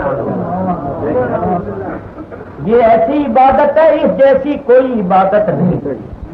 چنانچہ میں عرض کروں، اللہ نے ہمیں نماز کا حکم دیا، نماز پڑھو، زکات کا حکم دیا، روزے کا حکم دیا، حج کا حکم دیا، لیکن کہیں یہ نہیں فرمایا کہ نماز پڑھو کیونکہ میں بھی پڑھتا ہوں، زکات دو کیونکہ میں بھی دیتا ہوں، حج کرو کیونکہ میں بھی کرتا ہوں، روزہ رکھو کیونکہ میں بھی رکھتا ہوں۔ کہیں فرمایا؟ ایک درود و سلام ہے جس کا حکم دینے سے پہلے فرمایا ایمان والوں میں بھی پڑھتا ہوں، میرے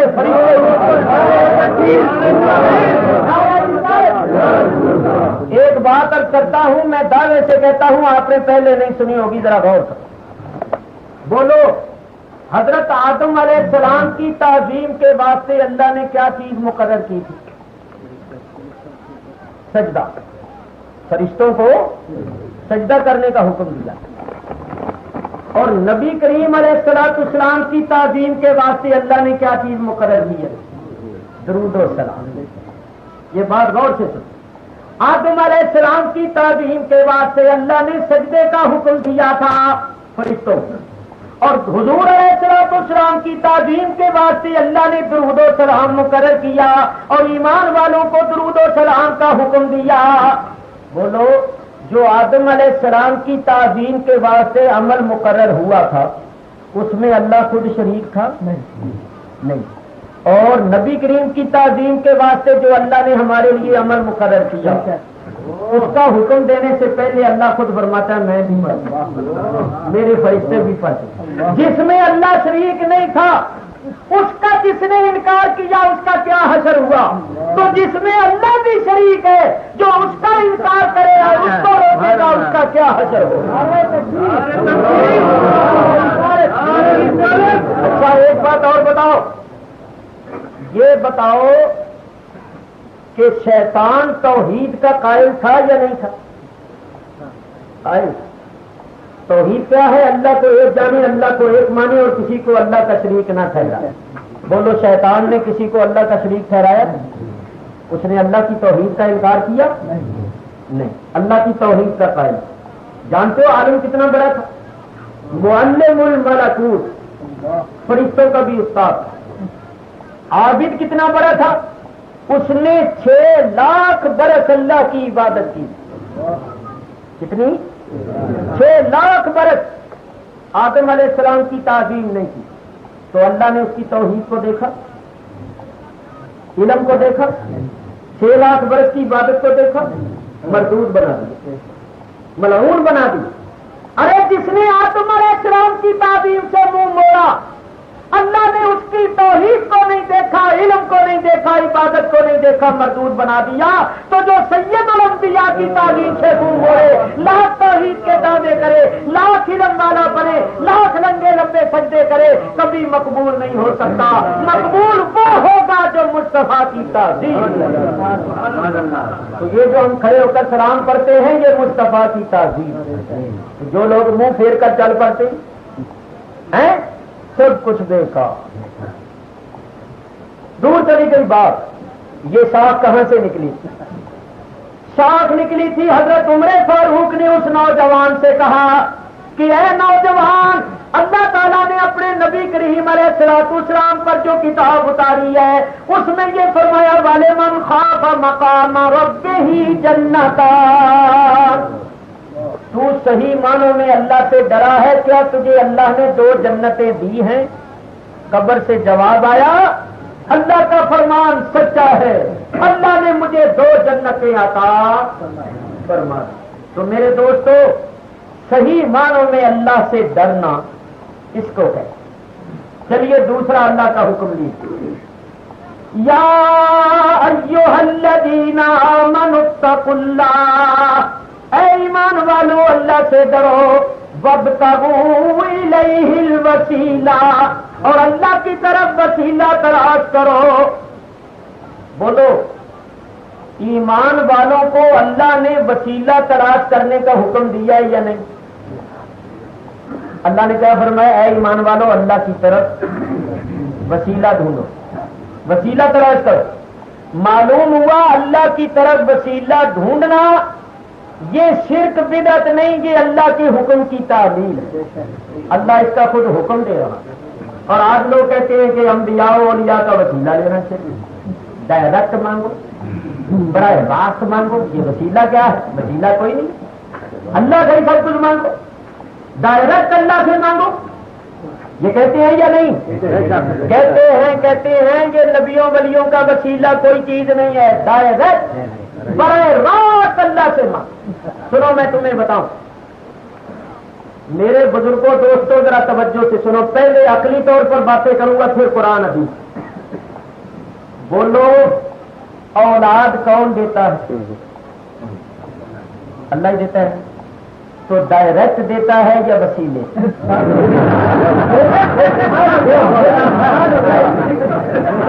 پوچھو وسیلے کے منکروں سے، پوچھو کہ وسیلے کے منکروں تم ڈائریکٹ پیدا ہوئے ہو یا وسیلے سے؟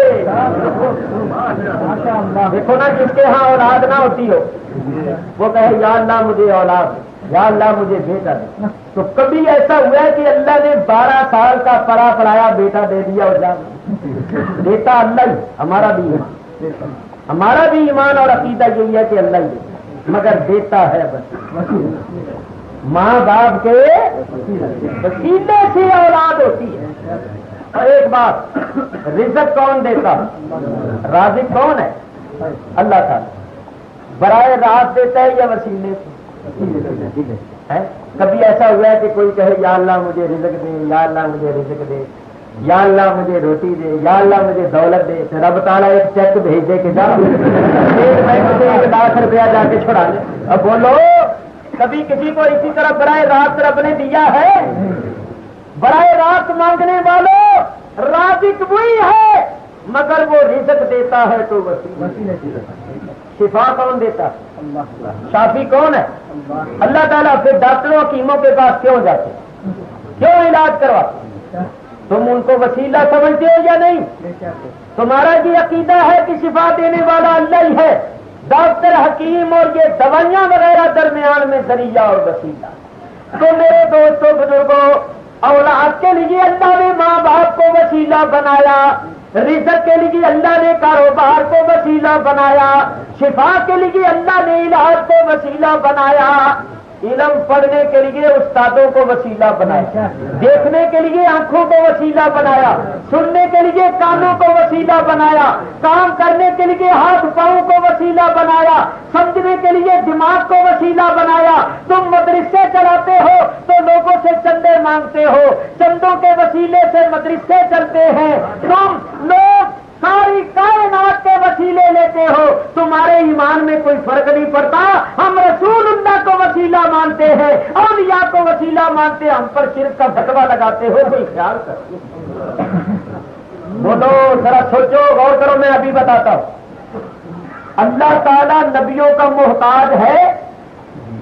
نہیں۔ اللہ تعالیٰ کو نبیوں کی حاجت ہے؟ نہیں۔ اللہ بے نیاز، اس کو کسی چیز کی حاجت اور ضرورت نہیں۔ تو ذرا سوچو، پھر اس نے نبیوں کو پیدا کیوں کیا؟ پھر اس نے نبیوں کو پیدا کیوں کیا؟ ہمیں کیوں حکم دیا ان پر ایمان لاؤ؟ ہمیں کیوں حکم دیا ان کی فرما برداری کرو؟ کیا اللہ نبیوں کے بغیر لوگوں کو ایمان نہیں دے سکتا تھا؟ ہدایت نہیں دے سکتا تھا؟ وہ علی کل شیء قدیر ہے، پھر اس نے نبیوں ولیوں کو کیوں پیدا کیا؟ تو سنو، اللہ نبیوں ولیوں کا محتاج نہیں، بلکہ اللہ تک پہنچنے کے لیے ہم نبیوں ولیوں کے محتاج۔ اگر ہم نبیوں ولیوں کے بغیر اللہ تک پہنچ سکتے ہوتے تو اللہ نبیوں ولیوں کو پیدا نہ کرتا۔ معلوم ہوا کہ جب تک ہم انبیاء اور اولیاء کا دامن نہیں تھامیں گے اللہ تک نہیں پہنچ سکیں گے. اسی واسطے اللہ نے ہمیں حکم دیا ہے کہ ایمان والوں میری طرف وسیلہ کرو. بغیر وسیلے کے ہم اللہ تک نہیں پہنچ سکتے, ہم اللہ کی معرفت حاصل نہیں کرتے. بڑی موٹی بات ہے. قرآن کس کا کلام ہے؟ اللہ کا. ہمیں براہ راست ملا یا حضور کے وسیلے سے؟ اسلام ہمیں براہ راست ملا یا حضور کے وسیلے سے؟ ایمان ہمیں براہ راست ملا یا حضور کے وسیلے سے؟ ہم نے اللہ کو جانا پہچانا براہ راست یا حضور کی تعلیم سے؟ ہمیں اللہ کی عبادت کا پتہ خود بخود چل گیا یا رسول پاک کے وسیلے سے؟ تو جس کے وسیلے سے تمہیں خدا ملا, جس کے وسیلے سے ایمان ملا, جس کے وسیلے سے قرآن ملا, جس کے وسیلے سے اسلام ملا, ارے جس کے وسیلے سے تم نے خدا کی عبادت کو جانا پہچانا, اسی کے وسیلے کو شرک کہتے ہو. کچھ تو خیال کرو. اعلیٰ حضرت امام اہل سنت مولانا شاہ احمد رضا فاضل بریلوی رحمۃ اللہ علیہ کیا پیارا شعر فرماتے ہیں, اور تم پر میرے آقا کی عنایت نہ سہی, اور تم پر میرے آقا کی عنایت نہ سہی, منکرو کلمہ پڑھانے کا بھی احسان گیا, منکرو کلمہ پڑھانے کا بھی احسان گیا. یہ تو بتاؤ یہ کلمہ تمہیں کس نے پڑھا؟ آگے اب قرآن حدیث کو لیجیے. یہ وسیلہ کب سے چلا؟ میں نے پہلے بھی آپ کو بتایا, جب آدم علیہ السلام شجر ممنوعہ کا پھل کھا بیٹھے, حضرت آدم علیہ السلام شجر ممنوعہ کا پھل کھا بیٹھے, اللہ نے جنت سے نکالا زمین پر, 300 سال تک روتے اور یہ پڑھتے رہے ربنا ظلمنا انفسنا وَإِن لَّمْ تَغْفِرْ لَنَا وَتَرْحَمْنَا لَنَكُونَنَّ مِنَ الْخَاسِرِينَ. پروردگار عالم, ہم نے اپنی جانوں پر ظلم کر, اگر تو نے ہمیں نہ بخشا اور ہم پر رحم نہ کیا تو ہم گھاٹا پانے والے لوگوں میں سے. 300 سال تک روتے. 300 سال کے بعد حضرت آدم علیہ السلام نے پڑھا لا الہ الا اللہ محمد الرسول اللہ, یا رب اسالک بحق محمد صلی اللہ علیہ وسلم. حضور کا کلمہ پڑھا اور کہا اے اللہ حضرت محمد صلی اللہ علیہ وسلم کے صدقے سے میری خطا معاف. اللہ تعالیٰ نے ارشاد فرمایا کیف عرفت یا آدم محمد, اے آدم تو نے محمد صلی اللہ علیہ وسلم کو کیسے پہچانا؟ آدم علیہ السلام نے عرض کیا یا اللہ جب تو نے مجھے پیدا کیا میرے اندر اپنی روح پھونکی, فرأیت مکتوبا علی العرش لا الہ الا اللہ محمد رسول اللہ. مولا جب تو نے مجھے پیدا کیا میرے اندر اپنی روح پھونکی تو میں نے سر اٹھا کر جو عرش کو دیکھا تو عرش پر یہ کلمہ لکھا ہوا, تو میں نے یقین کر لیا کہ جس کا نام تو نے اپنے نام کے ساتھ ملا دیا. دیکھو نا, لا الہ الا اللہ و محمد الرسول اللہ نہیں, درمیان میں واؤ نہیں. کیوں کہ یہ واؤ آتی ہے فصل کے لیے, فصل کہتے ہیں جدائی, واؤ آتی ہے فصل کے لیے. دونوں کے درمیان غیریت اور جدائی ثابت کرنے کے لیے اللہ نے واؤ رکھی نہیں تاکہ پتہ چل جائے کہ میرے اور میرے حبیب کے درمیان جدائی نہیں. مولا میں نے یقین کیا کہ جس کا نام تو نے اپنے نام کے ساتھ ملا کے رکھا ہے. ایک نقطہ ہے محبت کا. دیکھو جو پہلا جز ہے نا کلمے کا لا الہ الا اللہ, اس میں اللہ کا نام آخر میں ہے. لا الہ الا اللہ جو ہے یہ اصل میں ہے الا اللہ، الا اللہ، اور ملا کے پڑھتے ہیں الا اللہ. تو پہلا جز جو ہے کلمے کا اللہ کا نام آخر میں ہے، تو دوسرا جز جو ہے نا اس میں چاہیے تھا حضور کا نام بھی آخر میں، حضور کا نام شروع میں. لا الہ الا اللہ ہو محمد الرسول اللہ، جہاں اللہ کے نام کی ہے ختم ہوئی، مصطفیٰ کے نام کی میم شروع ہوئی. ملے ہوئے نے رب رسول ملے ہوئے نے. جب اللہ نے اپنے حبیب کو ملایا ہوا ہے ہم کون ہے جدا کر لیں؟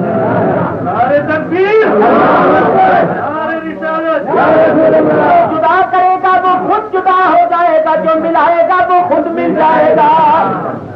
چنانچہ بات سنو، امام راضی رحمت اللہ علیہ نے تفسیر کبیر میں لکھا، نبی کریم علیہ الصلوۃ والسلام نے حضرت ابو بکر صدیق کو اپنی انگوٹھی دی. کیا کہتے ہو انگوٹھی؟ رنگ. انگوٹھی انگشتری عربی میں کہتے ہیں خاتم. رنگ، رنگ تو ہر اس شے کو کہتے ہیں جو ہوتا ہے بازو میں ڈالی جائے، کسی چیز میں بھی ڈالی جائے. رنگ اس کو کہتے ہیں جو گول سا ہوتا ہے جو گھیرنے کی چیز. بات دور ہے. حضور نے انگوٹھی دی حضرت ابو بکر صدیق کو اور فرمایا کہ ابو بکر اس انگوٹھی میں میرے رب کا نام لکھوا لو، میرے رب کا نام لکھوا لو. بہت اچھا حضور. حضرت ابو بکر انگوٹھی لے کر چل پڑے اور خیال کیا کہ کیا اللہ کا ہی نام لکھاؤں، اللہ کے نام کے ساتھ اس کے حبیب کا نام نہ لکھواؤں. جب اللہ نے کسی مقام پر اپنے نام سے اپنے حبیب کا نام جدا نہیں کیا تو میں کون جدا کرنے والا؟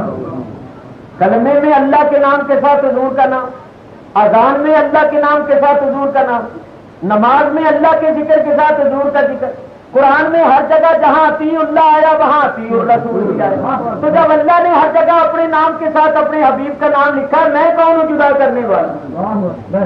گئے اور لکھنے والے سے کہا، کاتب سے کہا کہ اللہ کا نام بھی لکھ دو، رسول اللہ کا بھی لکھ دو.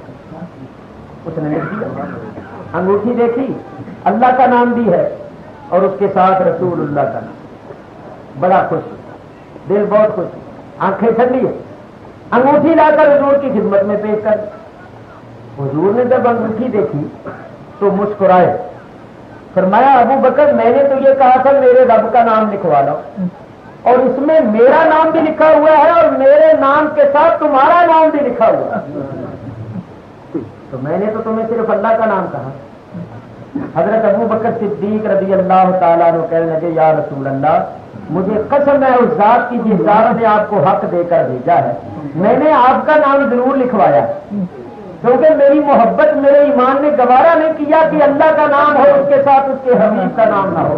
لیکن حضور میں نے اپنا نام نہیں لکھوایا، آپ کا نام میں نے لکھوایا ہے، اپنا نام میں نے نہیں لکھوایا.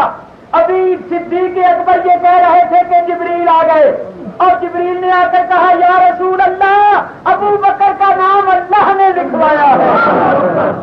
اللہ نے اس لیے لکھوایا ہے اے اللہ کے حبیب جب ابو بکر تجھ کو اللہ سے جدا نہیں کرتا، جب ابو بکر نے تیرے نام کو اللہ کے نام سے جدا نہیں کیا، تیرے نام کو اللہ کے نام سے ملایا تو اللہ نے ابو بکر کے نام کو تیرے نام سے ملا دیا.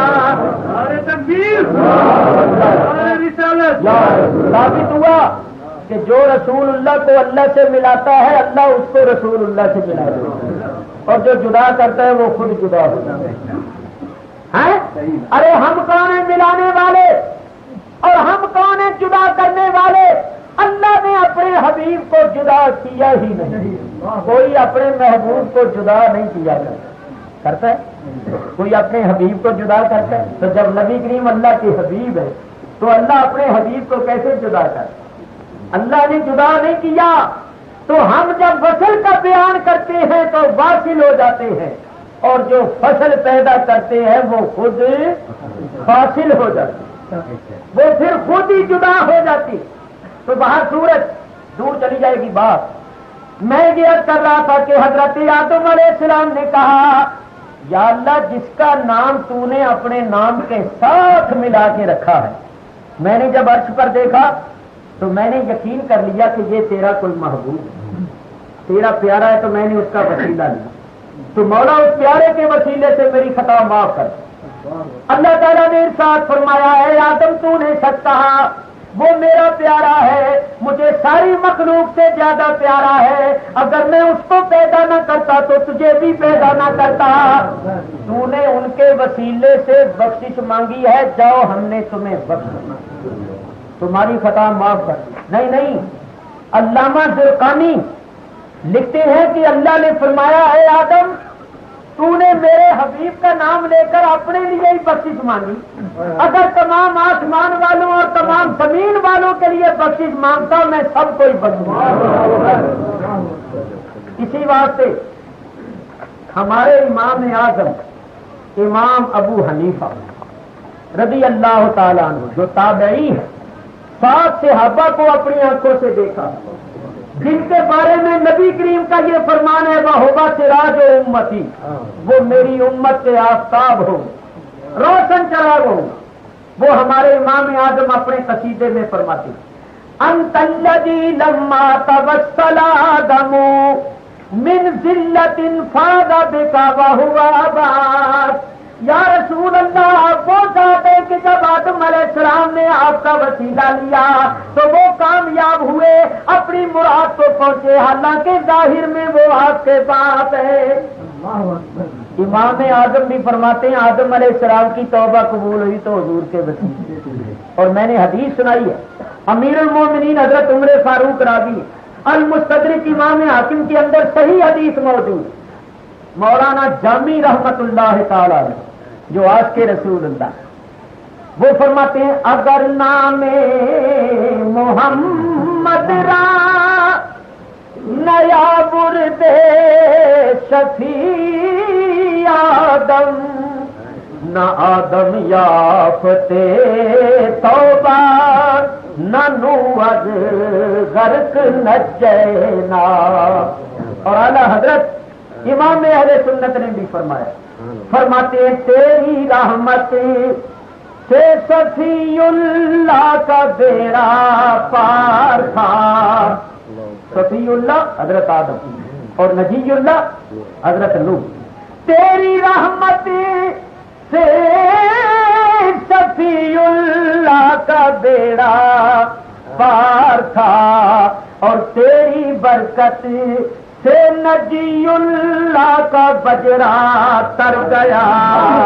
تو دوستو آدم علیہ السلام کی بھی خطا معاف ہوئی تو حضور کے وسیلے سے۔ اب یہاں ایک بات کرتا ہوں، یاد رکھنا ہوں، شیطان یہ سب کچھ دیکھ رہا تھا یا نہیں؟ شیطان نے دیکھا کہ آدم علیہ السلام 300 سال تک روتے رہے ہیں، بات نہیں بنی، اور جب انہوں نے اللہ کے حبیب کا وسیلہ لیا تو اللہ ایک دم مہربان ہو گیا، اور مہربان بھی ایسا ہوا ہے کہ فرماتا ہے کہ تم سب کے لیے بخشش مانگتے تو ہم سب کو ہی بخش دیتے۔ تو شیطان نے یہ سمجھ لیا کہ یہ وسیلہ میرا بیڑا غرق ہے، جہاں تک ہو سکے گا میں لوگوں کو اس وسیلے سے روکوں گا، نہ لوگ وسیلہ لیں، نہ ان کی بخشش ہو اور نہ میری محنت برباد ہو، کیونکہ وہ بے ایمان تو چاہتا ہی نہیں کسی کی بخشش ہو جائے، وہ چاہتا ہے۔ اور وسیلہ حضور کا وسیلہ جب آدم علیہ السلام نے لیا تو اللہ ایک دم مہربان ہو گیا، تو شیطان نے اس وقت سے تہیا کر لیا کہ میں جہاں تک ہو سکے گا لوگوں کو وسیلے سے روکوں۔ اس نے شروع کر دیا وسوسے ڈالنے، جو وسوسے فی صدور الناس، وسیلہ شرک ہے، وسیلہ بدعت ہے، مطلب اس کا یہ ہے کہ نہ لوگ وسیلہ لیں، نہ ان کی بخشش ہو اور نہ میری محنت برباد۔ لیکن صاحب ماننا پڑے گا کافی بندے کھینچ کے لائے، کافی بندے کھینچ کر لے گیا شیطان۔ اللہ اس سے بچائے، اللہ اس سے مسلمانوں کو بچائے، مگر جو اللہ کے مخلص بندے ہیں ان پر اس کا اثر نہیں ہو سکتا، وہ تو پانچوں وقت دعا میں کہتی ہے یا اللہ رسول اللہ کے وسیلے، اس کی کمر توڑتے رہتے ہیں۔ آدم علیہ السلام کی بھی خطا معاف ہوئی تو مصطفیٰ کے وسیلے سے۔ نوح علیہ السلام کی کشتی تیر رہی تھی تو وہ بھی نور مصطفیٰ کی برکت، ابراہیم علیہ السلام پر آگ گلزار ہوئی تھی تو وہ بھی نور مصطفیٰ کی برکت تھی. اسماعیل علیہ السلام چھری کی تیز دھار سے بچے تھے تو وہ بھی حضور کے نور کی برکت تھی. کسی دن تفصیل سے سناؤں. چلیے آگے. مدینہ منورہ میں حضور علیہ السلام کی تشریف آوری سے پہلے یہودی رہتے تھے. کیوں کہ مدینہ منورہ ملک شام میں تھا اور مکہ مکرمہ ملک یمن میں تھا. اسلام کے بعد یہ ایک الگ صوبہ بنا جس کا نام ہو گیا حجاز مقدس. پہلے یہ الگ صوبہ نہیں، مدینہ منورہ ملک شام میں تھا اور مکہ مکرمہ ملک یمن میں. تو شام میں یہودی بہت رہتے تھے، مدینہ شریف میں بھی یہودی بہت رہتے تھے. تو یہ یہودی تورات، انجیل، آسمانی کتابوں اور صحیفوں میں حضور کے اوصاف پڑھتے کہ نبی یہ آخر الزمان تشریف لائیں گے، مکے میں پیدا ہوں گے، مدینے میں ہجرت کر کے آئیں گے. تو یہ لوگ حضور کو جانتے تھے، حضور کی اوصاف کتابوں میں پڑھتے. لیکن ان یہودیوں کی عرب کے مشرکوں سے آئے دن لڑائی ہوتی رہتی، جھڑپیں ہوتی رہتی. جب بھی لڑائی ہوتی یہودیوں کو شکست ہوتی. پے در پے شکستیں کھانے کے بعد یہودیوں نے اپنے علماء سے پوچھا کہ اے ہمارے علماء، ہم اللہ کو ماننے والے، اللہ کے رسولوں اور اللہ کی کتابوں پر ایمان رکھنے والے، یہ مشرک بتوں کے پجاری، جب ہمارا ان کا مقابلہ ہوتا ہے ہمیں شکست ہوتی ہے اور ان کو فتح ہوتی ہے. تو یہ ہمارے لیے بڑے شرم کی بات ہے، ڈوب مرنے کی بات ہے کہ ہم اللہ کے ماننے والے ان بتوں کے پجاریوں سے شکست کھا جاتی ہے. اس کی وجہ کیا؟ ہمیں کوئی عمل بتاؤ، کوئی وظیفہ بتاؤ. علماء یہود نے یہودیوں کو ایک عمل بتایا. اب جب تمہاری لڑائی ہو تو لڑائی کرنے سے پہلے ایک دعا مانگنا. کیا کہنا؟ اللہم انصرنا وَعَلَيْنَا بِالنَّبِيِّ آخِرِ الزَّمَانِ الَّذِي نَجِدُهُ صِفَاتَهُ فِي التَّوْرَاةِ وَاسْمُهُ مُحَمَّد صلی اللہ علیہ وسلم. اے اللہ، نبی آخر الزمان کے طفیل جن کے اوصاف ہم تورات میں لکھے پاتے، جن کا نام ہے محمد صلی اللہ علیہ وسلم، یا اللہ ان کے طفیل، ان کے وسیلے سے ہماری مدد فرما اور ہمیں فتح دے. یہ دعا مانگنا، پھر لڑائی کرنا. یہودیوں نے علماء کے بتائے ہوئے اس عمل پر، اس وظیفے پر عمل کیا. جب انہوں نے حضور کے وسیلے سے فتح کی دعا مانگی، پھر جو لڑائی کی تو یہودیوں کو فتح ہو. اب جب بھی لڑائی کرتے تھے، لڑائی سے پہلے حضور کے وسیلے سے فتح کی دعا مانگتے تھے، ان کو فتح ہو جاتی. جب نبی کریم تشریف لائے، یہودیوں نے پہچان بھی لیا کہ یہ وہی نبی جس کے وسیلے سے ہمیں فتح ملتی. جان پہچان کر منکر ہو گئے. جب منکر ہو گئے تو اللہ نے آیت اتاری. اللہ تعالیٰ ارشاد فرماتا ہے وَكَانُوا مِن قَبْلُ يَسْتَفْتِحُونَ عَلَى الَّذِينَ كَفَرُوا. یہ یہودی اس نبی کے آنے سے پہلے اس نبی کے وسیلے سے کافروں پر فتح طلب کرتے تھے اور ان کو فتح ملتی تھی. فَلَمَّا جَاءَهُم مَا عَرَفُوا كَفَرُوا بِهِ فَلَعْنَةُ اللَّهِ عَلَى الْكَافِرِينَ. اللہ فرماتا ہے جب وہ نبی آیا انہوں نے پہچان بھی لیا کہ یہ وہی، جان پہچان کر کے منکر ہو گئے تو ایسے منکروں پر اللہ کی لعنت.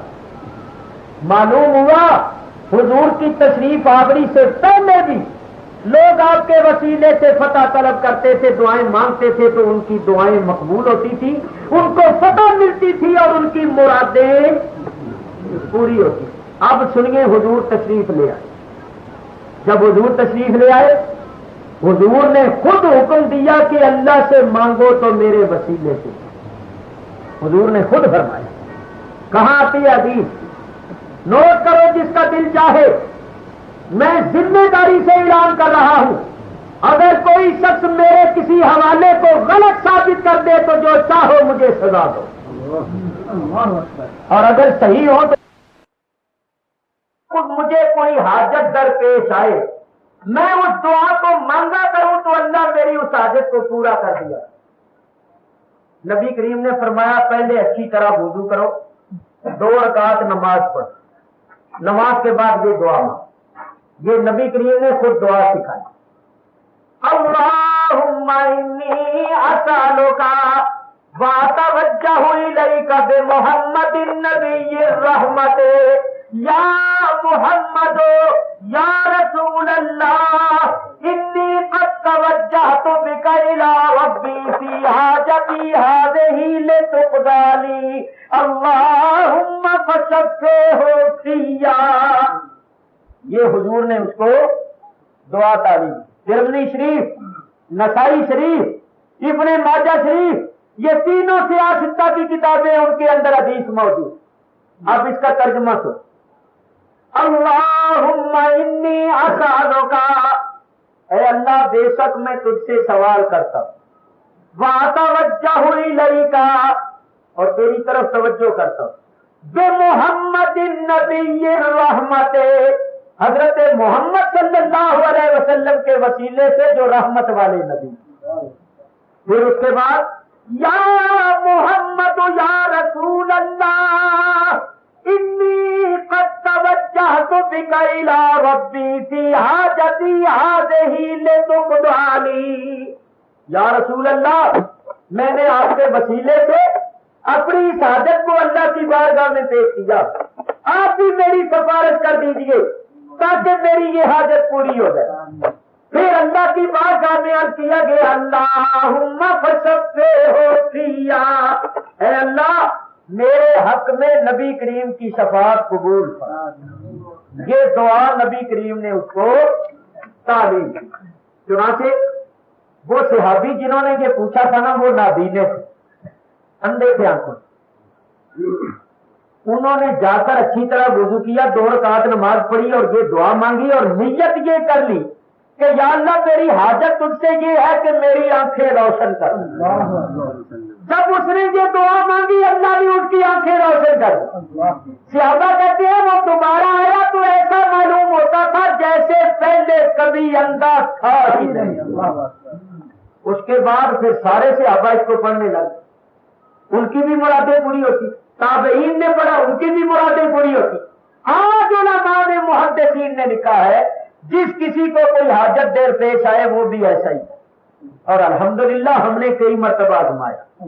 2 رکعت پڑھو اچھی طرح، بعد میں یہ دعا مانگو 7 مرتبہ، کوئی بھی حاجت ہو اللہ تعالیٰ اپنے فضل سے پوری کر دے۔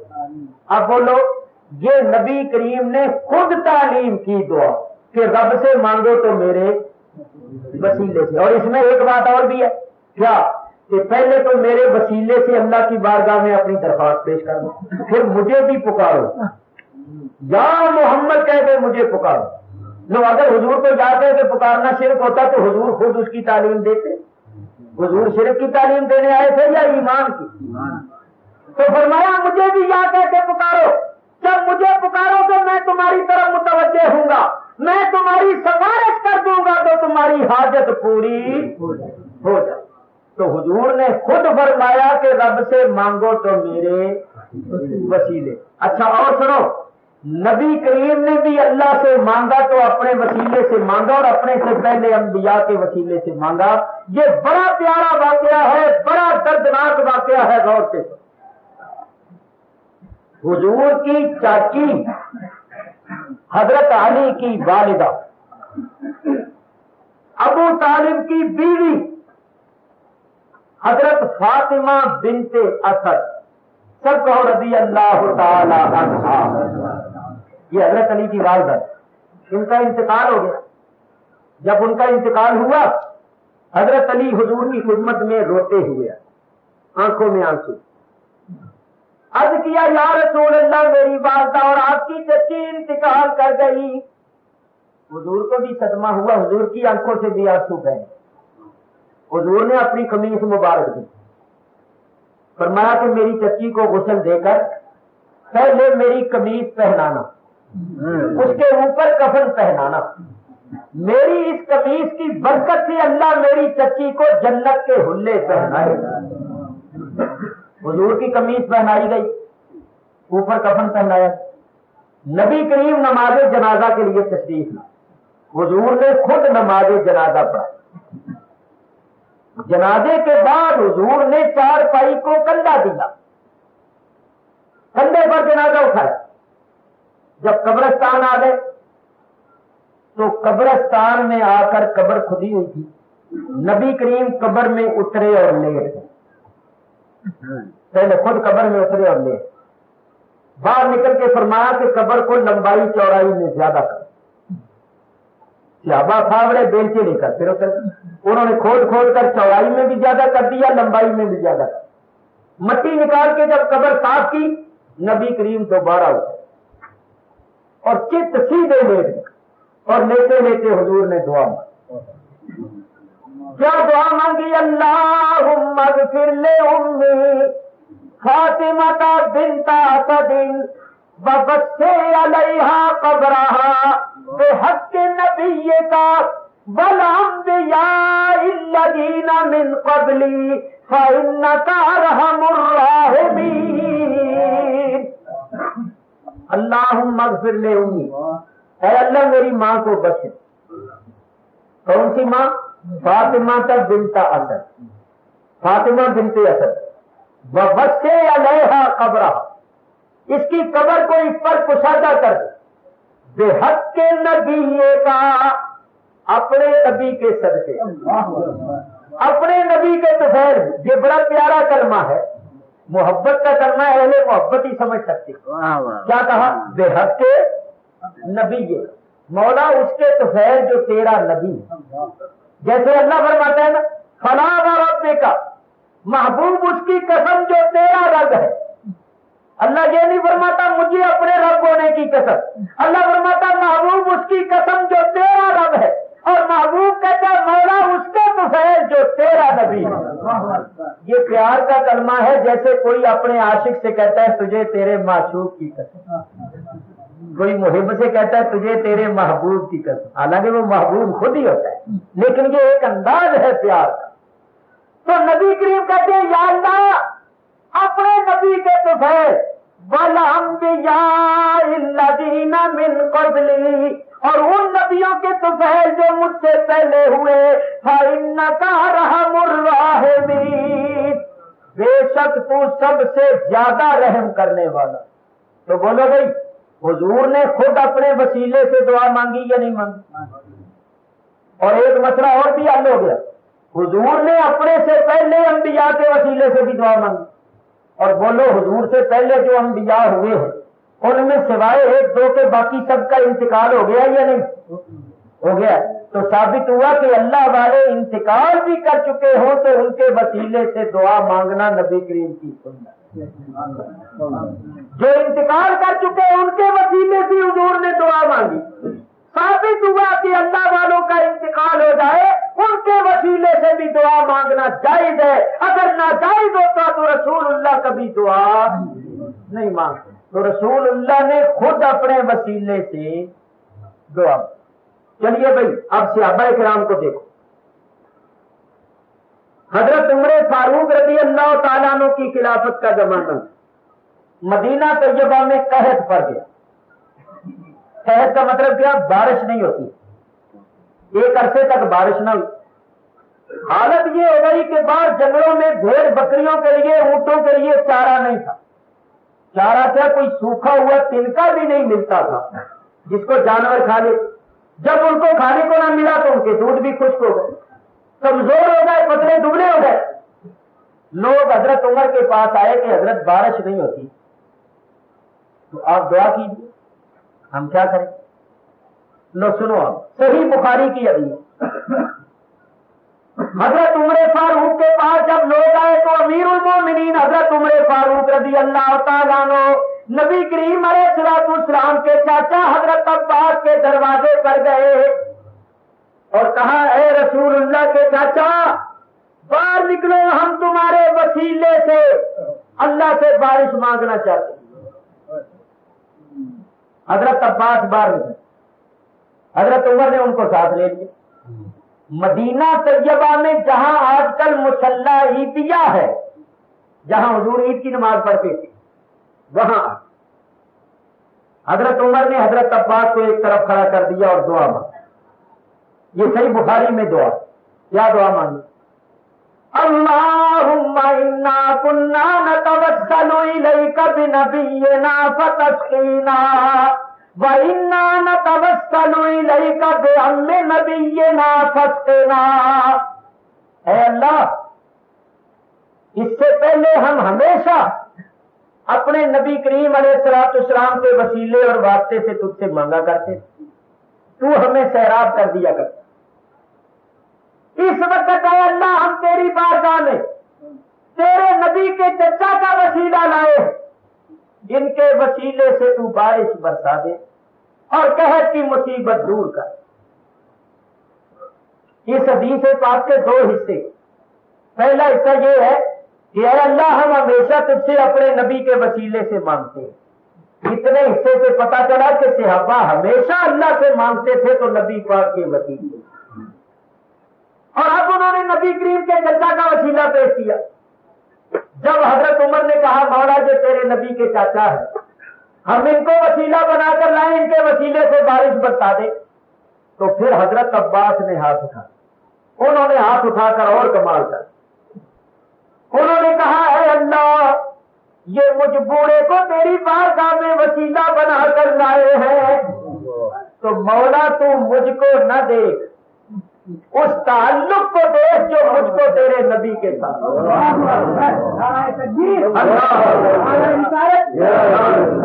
مولا تم مجھے نہ دیکھ بلکہ اس تعلق کو دیکھ جو مجھ کو تیرے نبی کے ساتھ ہے۔ میں تیرے نبی کا چاچا ہوں، بس یہ دیکھ لے، اور مجھ سفید داڑھی والے کو ان کے سامنے شرمسار نہ کرو، مہربانی فرما دے اور بارش برسا دے، مجھے نہ دیکھ، اپنے نبی کو دیکھ، میں اس کا چاچا، اس تعلق کو دیکھ جو مجھ کو تیرے نبی کے ساتھ۔ صحابہ کہتے ہیں ابھی حضرت عباس نے یہ کلمے کہے تھے، چاروں طرف سے کالی کالی گھٹائیں اٹھی اور دیکھتے ہی دیکھتے بادل چھا گئے۔ ہم جب واپس گھروں میں گئے تو بارش میں بھیگتے ہوئے گئے۔ اتنی بارش ہوئی، اتنی بارش ہوئی کہ نالے ندیاں بہہ نکلے۔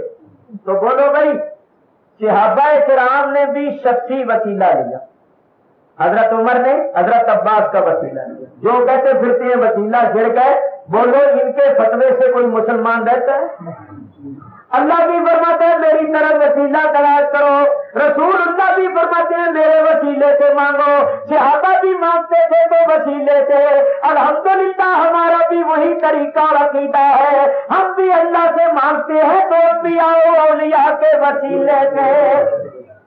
اب سنو، آپ یہ کہیں گے کہ قرآن کی آیت ہے تو قرآن کو تو وہ بھی مانتی، تو وہ اس آیت کو نہیں مانتے؟ وہ مانتے مگر ترجمے میں گڑبڑ کرتے۔ ترجمہ تمہیں آتا ہے، تمہیں کیا پتا مولوی ڈنڈی مار رہے ہیں؟ تمہیں تو یہ بھی نہیں پتا، تم تو یہ دیکھو گے کہ قرآن پڑھ رہے ہیں، منہ پر داڑھی ہے، بڑی میٹھی زبان ہے، پڑھ جاؤ۔ تمہیں کیا پتا ہے کہ یہ فراڈ کر رہے، دھوکہ کر رہے؟ اب سنو میں تمہیں بتاؤں آیت وہ بھی یہ پڑھتے، وہ اس کا مطلب کیا لیتے، اور پھر میں ثابت کروں کہ جو مطلب وہ لیتی ہے وہ صحیح نہیں، اور اگر کسی قدر تھوڑا سا صحیح ہے تو وہ تصویر کا ایک رخ لیتے ہیں دوسرا نہیں۔ مثلا وہ کہتے ہیں کہ یہاں وسیلے سے مراد ہے عملوں کا وسیلہ۔ یہ کیا کہتے ہیں؟ وسیلے سے مراد عملوں کا وسیلہ، یعنی نماز روزہ ہمارے اعمال جو ہے، اللہ فرماتا ہے ان عملوں کو میری طرف وسیلہ بنا۔ یہ کہتے ہیں، ہم کہتے ہیں کہ یہ غلط ہے، اس لیے کہ عمل تو اتق اللہ میں آ گئے، اللہ نے پہلا کیا حکم دیا؟ اللہ سے ڈرو، اس کا مطلب یہ ہے نیکی کرو اور برائی سے بچو، عمل تو اس میں آ گئے۔ تقوی کی حقیقت یہ ہے کہ اوامر پر عمل کیا اجتناب کیا جائے. تو عمل تو اتقوا اللہ میں آگے جو ہے وابتغوا الیہ الوسیلہ، اس سے مراد ہے کامل مرشد کا وسیلہ. چنانچہ شاہ ولی اللہ محدث دہلوی رحمۃ اللہ علیہ نے القول الجمیل میں لکھا ہے کہ یہاں وسیلے سے مراد ہے مرشد کا وسیلہ. مرشد وسیلہ ہے نبی تک پہنچنے کا، نبی وسیلہ ہے خدا تک پہنچنے. لیکن اگر ان کا ترجمہ لیا جائے کہ وسیلے سے مراد ہے عملوں کا وسیلہ، تو پہلے تو میں یہ کہوں گا کہ حضور کے پاس عمل نہیں تھے. بولو، حضور نے اپنے عملوں کو وسیلہ بنایا؟ حضور نے اپنی ذات کا وسیلہ دیا اور اپنے سے پہلے انبیاء کا وسیلہ. صحابہ کرام کے پاس عمل نہیں تھے؟ حضرت عمر کے پاس عمل نہیں تھے؟ بولو، جانتے کتنے عمل تھے؟ یہ بھی چھوڑ. ام المومنین حضرت عائشہ صدیقہ رضی اللہ تعالیٰ عنہا فرماتی ہے تاروں بھری رات تھی، آسمان پر تارے جگمگ جگمگ کر رہے تھے. فرماتی ہے میں نے عرض کیا یا رسول اللہ، جتنے آسمان پر تارے ہیں کسی شخص کی اتنی نیکیاں بھی ہیں؟ حضور نے فرمایا ہاں، اتنی نیکیاں عمر فاروق کی. حضرت عائشہ صدیقہ فرماتی ہے میرا خیال یہ تھا کہ رسول اللہ میرے باپ کا نام لیں، ابو بکر صدیق، لیکن جب حضور نے حضرت عمر کا نام لیا تو میں ذرا خاموش ہو گیا. 2-4 منٹ کے بعد میں نے عرض کیا یا رسول اللہ، جب حضرت عمر کی اتنی نیکیاں جتنے آسمان پر تارے، تو میرے باپ ابو بکر کی کتنی نیکیاں؟ حضور نے ارشاد فرمایا ہے عائشہ تیرے باپ کی وہ ایک نیکی غار ثور والی ایک طرف اور حضرت عمر کی ساری نیکیاں ایک طرف. لیکن بتانا یہ ہے کہ حضرت عمر کی نیکیاں کتنی ہیں؟ آسمان کے تاروں کے برابر. آسمان کے تارے بے شمار. تو حضرت عمر کی نیکیاں بھی. تو حضرت عمر نے اپنی نیکیوں کو وسیلہ بنایا، اپنے عملوں کو وسیلہ بنایا، حضور کے چچا کا وسیلہ لیا. تو اگر آیت میں مراد عملوں کا وسیلہ تو صحابہ نے اپنے عملوں کا وسیلہ کیوں نہیں بنایا؟ انہوں نے شخصی وسیلہ کیوں لیا؟ ماننا پڑے گا کہ شخصی وسیلہ مراد. اچھا اگر کوئی کہے نہیں صاحب عملوں کا ہی وسیلہ مراد ہے تو میں اس میں بھی گفتگو کرتا ہوں. مدینہ منورہ میں نے تقریر کی ایک دوست کے گھر پر. بعد میں ایک مولوی آیا، کہنے لگا میں بات کرنا چاہتا ہوں. میں نے کہا کر لو. یہی بات اسی آیت پر شروع ہو گئی وسیلے پر. انہوں نے کہا، اس نے کہا وسیلے سے مراد ہے عملوں کا وسیلہ. میں نے اس کے سامنے 2-3 باتیں کی، وہ حیران رہ گئے. اچھا کہنے لگا اس طرف تو ہماری کبھی توجہ نہیں. قسم خدا کی آ کے لوگوں کے سامنے اس نے تسلیم مانا. چنانچہ آپ بھی سنو، اگر بالفرض یہ مان لیا جائے کہ وسیلے سے مراد ہے عملوں کا وسیلہ، تو بولو ہمارے عمل بھی مخلوق ہیں یا نہیں؟ ہم جو عمل کرتے ہیں یہ مخلوق ہے یا نہیں؟ بولتے نہیں؟ بولو کہو ہاں، ہمارے عمل بھی مخلوق ہے. دیکھو نا، ہم نے جو عمل کیا پہلے اس کا وجود نہیں تھا، جب ہم نے کیا اس کا وجود ہوا. تو جو چیز ہمارے کرنے سے ہوئی وہ مخلوق ہی ہوگی نا. خالق تو اللہ ہی ہے. قرآن کی آیت پڑھو، ساری باتیں چھوڑو. اللہ فرماتا ہے اللہ خلقکم وما تعملون. اللہ تمہارا بھی خالق ہے، تمہارے عملوں کا بھی خالق ہے. جس طرح تم اللہ کی مخلوق ہو، تمہارے اعمال بھی اللہ کی مخلوق ہے. تو ہمارے عمل بولو کیا ہے؟ مخلوق. ہمارے عمل مخلوق. اور حضور ساری مخلوق سے افضل ہے یا نہیں؟ حضور ساری مخلوق سے افضل ہے، تو ہمارے عملوں سے بھی افضل ہو. تو بولو وسیلہ افضل کا لینا چاہیے یا مخلوق؟ ارے وسیلہ افضل کا لیا جاتا ہے یا مخلوق کا؟ ادنا کا لیا جاتا ہے یا اعلیٰ کا؟ اعلیٰ کا. تو حضور جب ہمارے عملوں سے بھی افضل ہے تو حضور کا وسیلہ لیا جائے گا. ایک دوسری بات سنو ذرا توجہ سے. میرے تمہارے عمل جو ہیں، نمازیں، روزے، حج، زکات، کیا ہمیں یہ دعویٰ ہے کہ ہمارے عمل اللہ کی بارگاہ میں مقبول ہے؟ کسی کو دعویٰ ہے کہ میری نمازیں مقبول؟ دعویٰ نہیں. اللہ کے فضل سے امید ہے، امید بھی اللہ کے فضل کو دیکھیں۔ اگر ہم اپنے عملوں کو دیکھیں تو میں آپ کو بتاؤں، اللہ فرماتا ہے انما یتقبل اللہ من المتقین، کیا ہے؟ انما یتقبل اللہ، انما یتقبل اللہ من المتقین، اللہ متقیوں کے عمل ہی قبول کرتا ہے۔ انما حسر کا کلمہ ہے کہ اللہ اگر عمل قبول کرتا ہے تو ان کے جو متقی غیر متقیوں کے عمل قبول نہیں ہوتے۔ اور یہ ہمارا داڑیاں مڈانا یا حد شرع سے کم کرنا یہ فسق ہے، یہ تقوی کے خلاف۔ داڑھی جو ہے وہ سنت ہے، ایک مشت، جس سے چھوٹی خلاف ہے سنت، جس کی داڑھی چھوٹی ہے وہ فاسق ہے، اس کے پیچھے نماز جائز نہیں۔ تو ہمارے عمل جو ہے اگر یہ دیکھا جائے تو ہمارے عمل اس قابل نہیں ہے کہ قبولیت کا درجہ پائے۔ ہم نمازیں پڑھتے ہیں تو 70 وسوسے آتے ہیں۔ شاید چلی والی ہماری نماز، شاید چلی کی نماز سنی ہوئی ہے، وہ نماز پڑھ رہا تھا، اس کی جیب میں 2 پیسے، اس وقت 2 پیسے کا انڈا آتا تھا مرغی، نماز پڑھتے پڑھتے خیال کرتا ہے کہ 2 پیسے کا انڈا لوں گا، پڑوسی کی مرغی کے نیچے رکھ دوں گا، اس میں سے ایک مرغی نکل آئی، پھر وہ بھی انڈے دے گی، تو انڈوں سے بچے نکلیں گے تو بہت سے مرغیاں مرغے ہو جائیں گے، مرغیاں بھی بیچوں گا، انڈے بھی بیچوں گا، بڑے پیسے ہو جائیں گے، پھر ایک بکری لے لوں، وہ بچے دے گی اور بہت سے پھر بکرے بکریاں ہو جائیں گے، تو وہ بکریوں کا دودھ بھی بیچوں گا، بکریاں بکرے بھی بیچوں گا، بڑے پیسے ہو جائیں گے، پھر ایک گائے لے لوں گا، تو گائے کا دودھ بیچا کروں گا، گائے بھی بچے دے گی، تو پھر میرے پاس بہت سی گائیاں ہو جائیں گی، بڑا مالدار ہو جاؤں گا، پھر میں شادی کروا لوں گا، پھر میرے بچے ہو جائیں گے، اور وہ آ کر پریشان کیا کریں گے، ابا جی پیسے دو، ابا جی خرچی دو،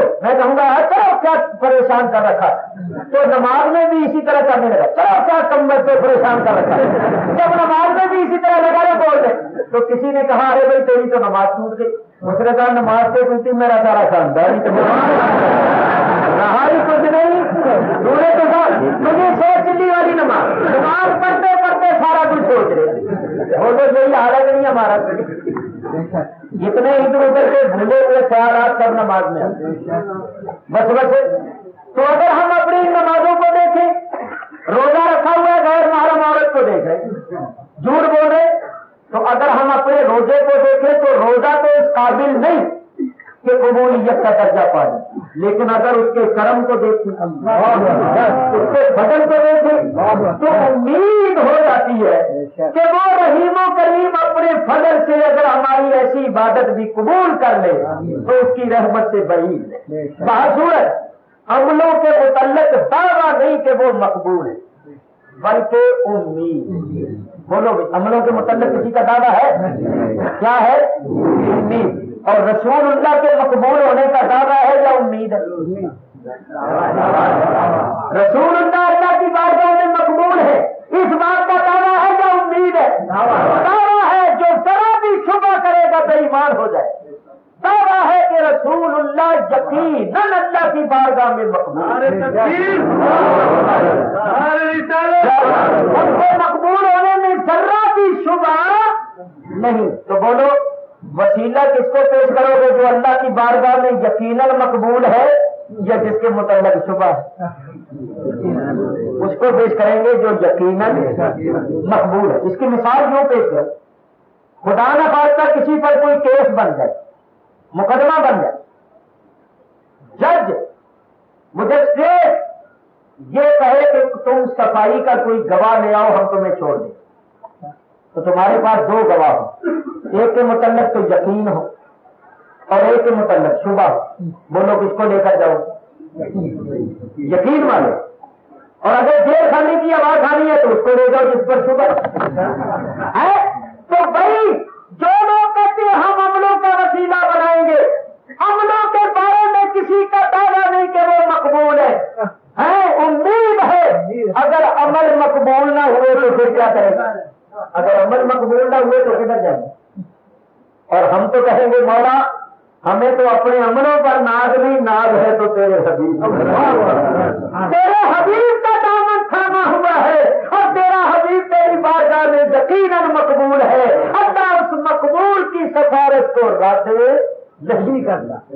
تو میرے دوستو، عمل سادے کے ساتھ ہم نہیں کہہ سکتے مقبول ہے، لیکن رسول اللہ کے متعلق ہمارا دعویٰ ہے کہ اللہ کی بارگاہ میں مقبول ہے، اس لحاظ سے بھی رسول اللہ کو وسیلہ بنانا چاہیے۔ اللہ تعالیٰ ارشاد فرماتا ہے وَابْتَغُوا إِلَيْهِ الْوَسِيلَةَ، اے ایمان والو اللہ کی طرف وسیلہ تلاش کرو۔ تو سنو نہیں، ولی وسیلہ ہے نبی تک پہنچنے، اور نبی وسیلہ ہے خدا تک پہنچنے۔ کامل ولی کا دامن تھام لو گے، رسول اللہ تک پہنچ جاؤ گے، رسول اللہ تک پہنچ جاؤ گے تو خدا تک پہنچ جاؤ گے۔ جو ولی اللہ کا دامن چھوڑے گا اس کی رسائی رسول اللہ تک نہیں ہو سکتی، اور جس کی رسائی رسول اللہ تک نہیں ہوئی اس کی رسائی خدا تک بھی نہیں ہو سکتی۔ آگے جو تیسرا حکم ہے وجاہدوا فی سبیلہ، اللہ کی راہ میں جہاد کرو، اس پر صرف 2 منٹ عرض کرتا ہوں کیونکہ 2 گھنٹے پورے ہو۔ جہاد کی 2 قسمیں، ایک ہے جہاد بالسیف اور ایک ہے جہاد بالنفس۔ جہاد بالسیف یہ ہے کہ کفار کے ساتھ میدان جنگ میں جا کر تلوار کی جنگ لڑی جائے، اس جنگ کا موقع کبھی کبھی کسی کسی کو ملتا۔ دوسرا جہاد بالنفس، نفس کے ساتھ جہاد کرنا، اللہ اور اللہ کے رسول کی اطاعت اور فرما برداری کرتے ہوئے نفس کے ساتھ لڑ، کیونکہ نفس برائی کی طرف کھینچتا ہے۔ نفس ان النفس لامارۃ بالسوء، نفس تو برائی کا حکم دیتا ہے، نفس برائی کی طرف کھینچتا ہے، تو نفس کی کرنا مخالفت اور اللہ رسول کی کرنا اطاعت، اس کو کہتے ہیں جہاد بالنفس۔ یہ 24 گھنٹے ہی جاری، یہ ہر وقت جاری۔ دیکھو اب میں ایک مثال پیش کر دوں، یہ ہمارا داڑیاں مڈانا کس چیز کا تقاضا ہے؟ نفس کا۔ ہمارا نفس چاہتا ہے کہ میدان صاف ہے، اللہ رسول کا تو حکم یہ ہے کہ داڑھی رکھو۔ تو اب یہ جہاد، اگر ہم نفس کا کہنا مانیں گے، نفس کی اطاعت کریں گے، نفس کے پیچھے لگیں گے تو نفس کی فتح ہوگی، اور اللہ رسول کا جو تقاضا ہے، ایمان اور روحانیت کا جو تقاضا ہے، اس کی شکست ہوئی۔ اسی طرح غیر محرم عورتوں کی طرف دیکھنا، یہ کس کا تقاضا ہے؟ نفس چاہتا ہے۔ شراب پینا، جوا کھیلنا، حرام کام جتنے ہیں یہ سب نفس کا تقاضا۔ تو جہاد بالنفس یہ ہے کہ اللہ رسول کی اطاعت اور فرما برداری کرو، اور نفسانی خواہشات جو شریعت کے خلاف ہے ان کی مخالفت۔ جو نفس چاہتا ہے وہ نہ کرو، جو اللہ چاہتا ہے وہ کرو۔ یہ ہے نفس کے ساتھ جہاد کرنا، یعنی نفس کو کچلتے رہو، نفس کو شکست دیتے رہو، اس کے جو تقاضے ہیں غیر اسلامی ان کو کچلتے رہو۔ جب تم اس طرح کا جہاد کرو گے، اللہ رسول کی اطاعت اور فرما برداری پر قائم رہو گے تو مجاہد بن جاؤ۔ حضور فرماتے ہیں المجاہد من جاہد بنفسہ، مجاہد وہ ہے جو اپنے نفس کے ساتھ جہاد کرے۔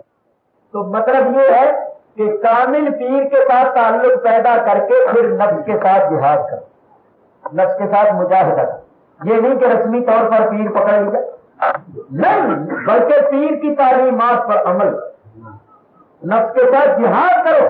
اگر پیر کہتا ہے داڑھی رکھو تو رکھو، اگر پیر کہتا ہے باقاعدہ نماز پڑھو، یہ وظیفے پڑھو، ان چیزوں سے بچو، تو اس کی تعلیمات پر عمل کرو اور نفس کے ساتھ جہاد کرو۔ جب یہ مجاہدہ کرو گے لعلکم تفلحون، فلاح پا جاؤ گے۔ میں نے آیت کا ترجمہ، مختصر کی تفسیر، چند مسائل آپ کے سامنے پیش کیے ہیں۔ میری الحمدللہ یہ عادت ہے کہ ایک آیت پڑھتا ہوں، اسی آیت کی تشریح اور تفسیر میں ساری تقریر کرتا ہوں۔